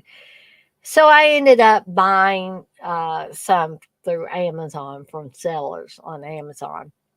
So I think I got 2 or so of their records. Um, and I've also downloaded some stuff as well. So not just the stuff from the movie, but also some other stuff. But anyway, that's House on Sorority Row. Now we're down to the last two, and I do have four people in here now. And I no, guys, I went on for over 3 hours, and God bless you, people that have stayed in here with me. Um, so the next one is The Howling, the original Joe Dante classic, The Howling. And it's pretty much the only Howling movie I like. I like part two, okay, I guess, but for my money, The Howling really cements it for me. So, from the director of Gremlins and Piranha comes the ultimate masterpiece of primal terror. Severely shaken after a near fatal encounter with a serial killer, TV newscaster Karen White, played by Dee Wallace, takes some much needed time off, hoping to conquer her inner demons. She heads for the colony, a secluded retreat where her new neighbors are just a tad too eager to make her feel at home. Also, there seems to be a bizarre link between her would be attacker and this supposedly safe haven. And when, after nights of being tormented by savage shrieks and unearthly cries, Karen ventures into the forest to find answers, she makes a terrifying discovery. Now she must fight not only for her life, but for her very soul. So, this is probably one of my top werewolf films. And I'm almost sure that I talked about it when I talked about my favorite werewolf films. Um, this does have great, fantastic transformation scenes in it. Um, it's probably, and I'm probably going to hear some groans from the audience for days to come. But this is probably second for me after American Werewolf in London. Okay. And I've already had people say, how can you say that American Werewolf in London is better than The Howling? Because I can. I mean, I'm a human. I have my own, personal, favorites and things. I love Joe Dante and I love The Howling. But American Werewolf in London edges it out just a little bit for me. It may not for everybody. It probably doesn't for everybody, or you wouldn't have people saying, "How could you say the American Werewolf in London is better than The Howling?" But again, I'm not going to go on and on about it. I do think it's a great film. It's definitely my only favorite of the Howling series, and there are many in that series. But this is the one that started all. It's the original, and to me, it's the greatest of the bunch in terms of the Howling films. Um, so, the last one I'm going to talk about tonight, I promise, guys, is Humanoids from the Deep. This is a Roger Corman cult classic, directed by Barbara Peters. And a little bit of a plot synopsis for you. Something evil is happening in the sleepy fishing village of Noyo. Fish like humanoid creatures spawned by mutant DNA begin rising from the ocean, looking to mate with the local women. Scientist Susan Drake, played by Ann Turkle, along with local fishermen Jim Hill, Doug McClure, Land That Time Forgot, seek to investigate the cause of this invasion of creatures from the ocean floor. But when the annual Salmon Festival, and yes, I did say annual Salmon Festival, begins, some unwanted guests are about to crash the festivities. Also starring Vic Morrow, Message from Space, Cindy Weintraub, The Prowler, and Denise Gallick from Don't Answer the Phone. The film features an early score from Academy Award-winning composer James Horner, who started his career with Roger Corman in special effects and creature designs by Oscar nominee Rob Bottin, RoboCop, The Thing, Seven, and Total Recall. Basically, in my eyes, Humanoids from the Deep is a fun little monster movie, okay? And that is about all I can say about it. I like it. I enjoy it. If I'm wanting to watch a creature feature, Humanoids from the Deep would definitely fit the bill. Hey, Phil, you say I agree. American Werewolf is the superior film, and I'm glad to see you in here, Phil. I don't get to see you that much in these, and that's probably just because our paths don't cross as far as schedules and everything. Um, and I hate that I'm getting ready to tie things up because I would love to, be able to talk about stuff with you longer. Um, I am kind of shocked that I do still have like four, well, now three people in here now, and they're probably leaving because I'm getting ready to call it a night. Um, but I do want to thank everybody that stuck it out with me. And in case Curly Jaws watches this later, I want to thank him again for being with me on the the middle part of this stream. Pretty much the beginning and middle part. It was fun. And as always, I want to remind everybody that anybody has an open invitation to be on these streams with me at any point in time. I am going to get my button gear and try to decide on a film to do a watch along with for Saturday, which will probably be around 7 p.m. Eastern Time Saturday. I'm going to try to make a decision very soon. I need to because tomorrow's Wednesday. We're at the halfway mark. I need to get my button gear. And I also want to apologize to anybody that was here earlier or anybody that watches this full live stream later and sees my old grumpy ass on here complaining about shit. But I was in a really bad mood when I started this stream. I'm in a little bit better mood, probably thanks in part to Fireball whiskey, which kind of evens things out for me at times. And thankfully, I didn't drink too much of it. And I think after I finish this, I'm not going to drink anymore because I know if I keep drinking, I'm going to be sick. So, and that's never a good thing. So, it basically got me calmed down, and that's all I need. So, with all of that being said, guys, this gal's going to skedaddle on out of here for the night. And I will see everyone on the flip side. So, y'all have a good night now.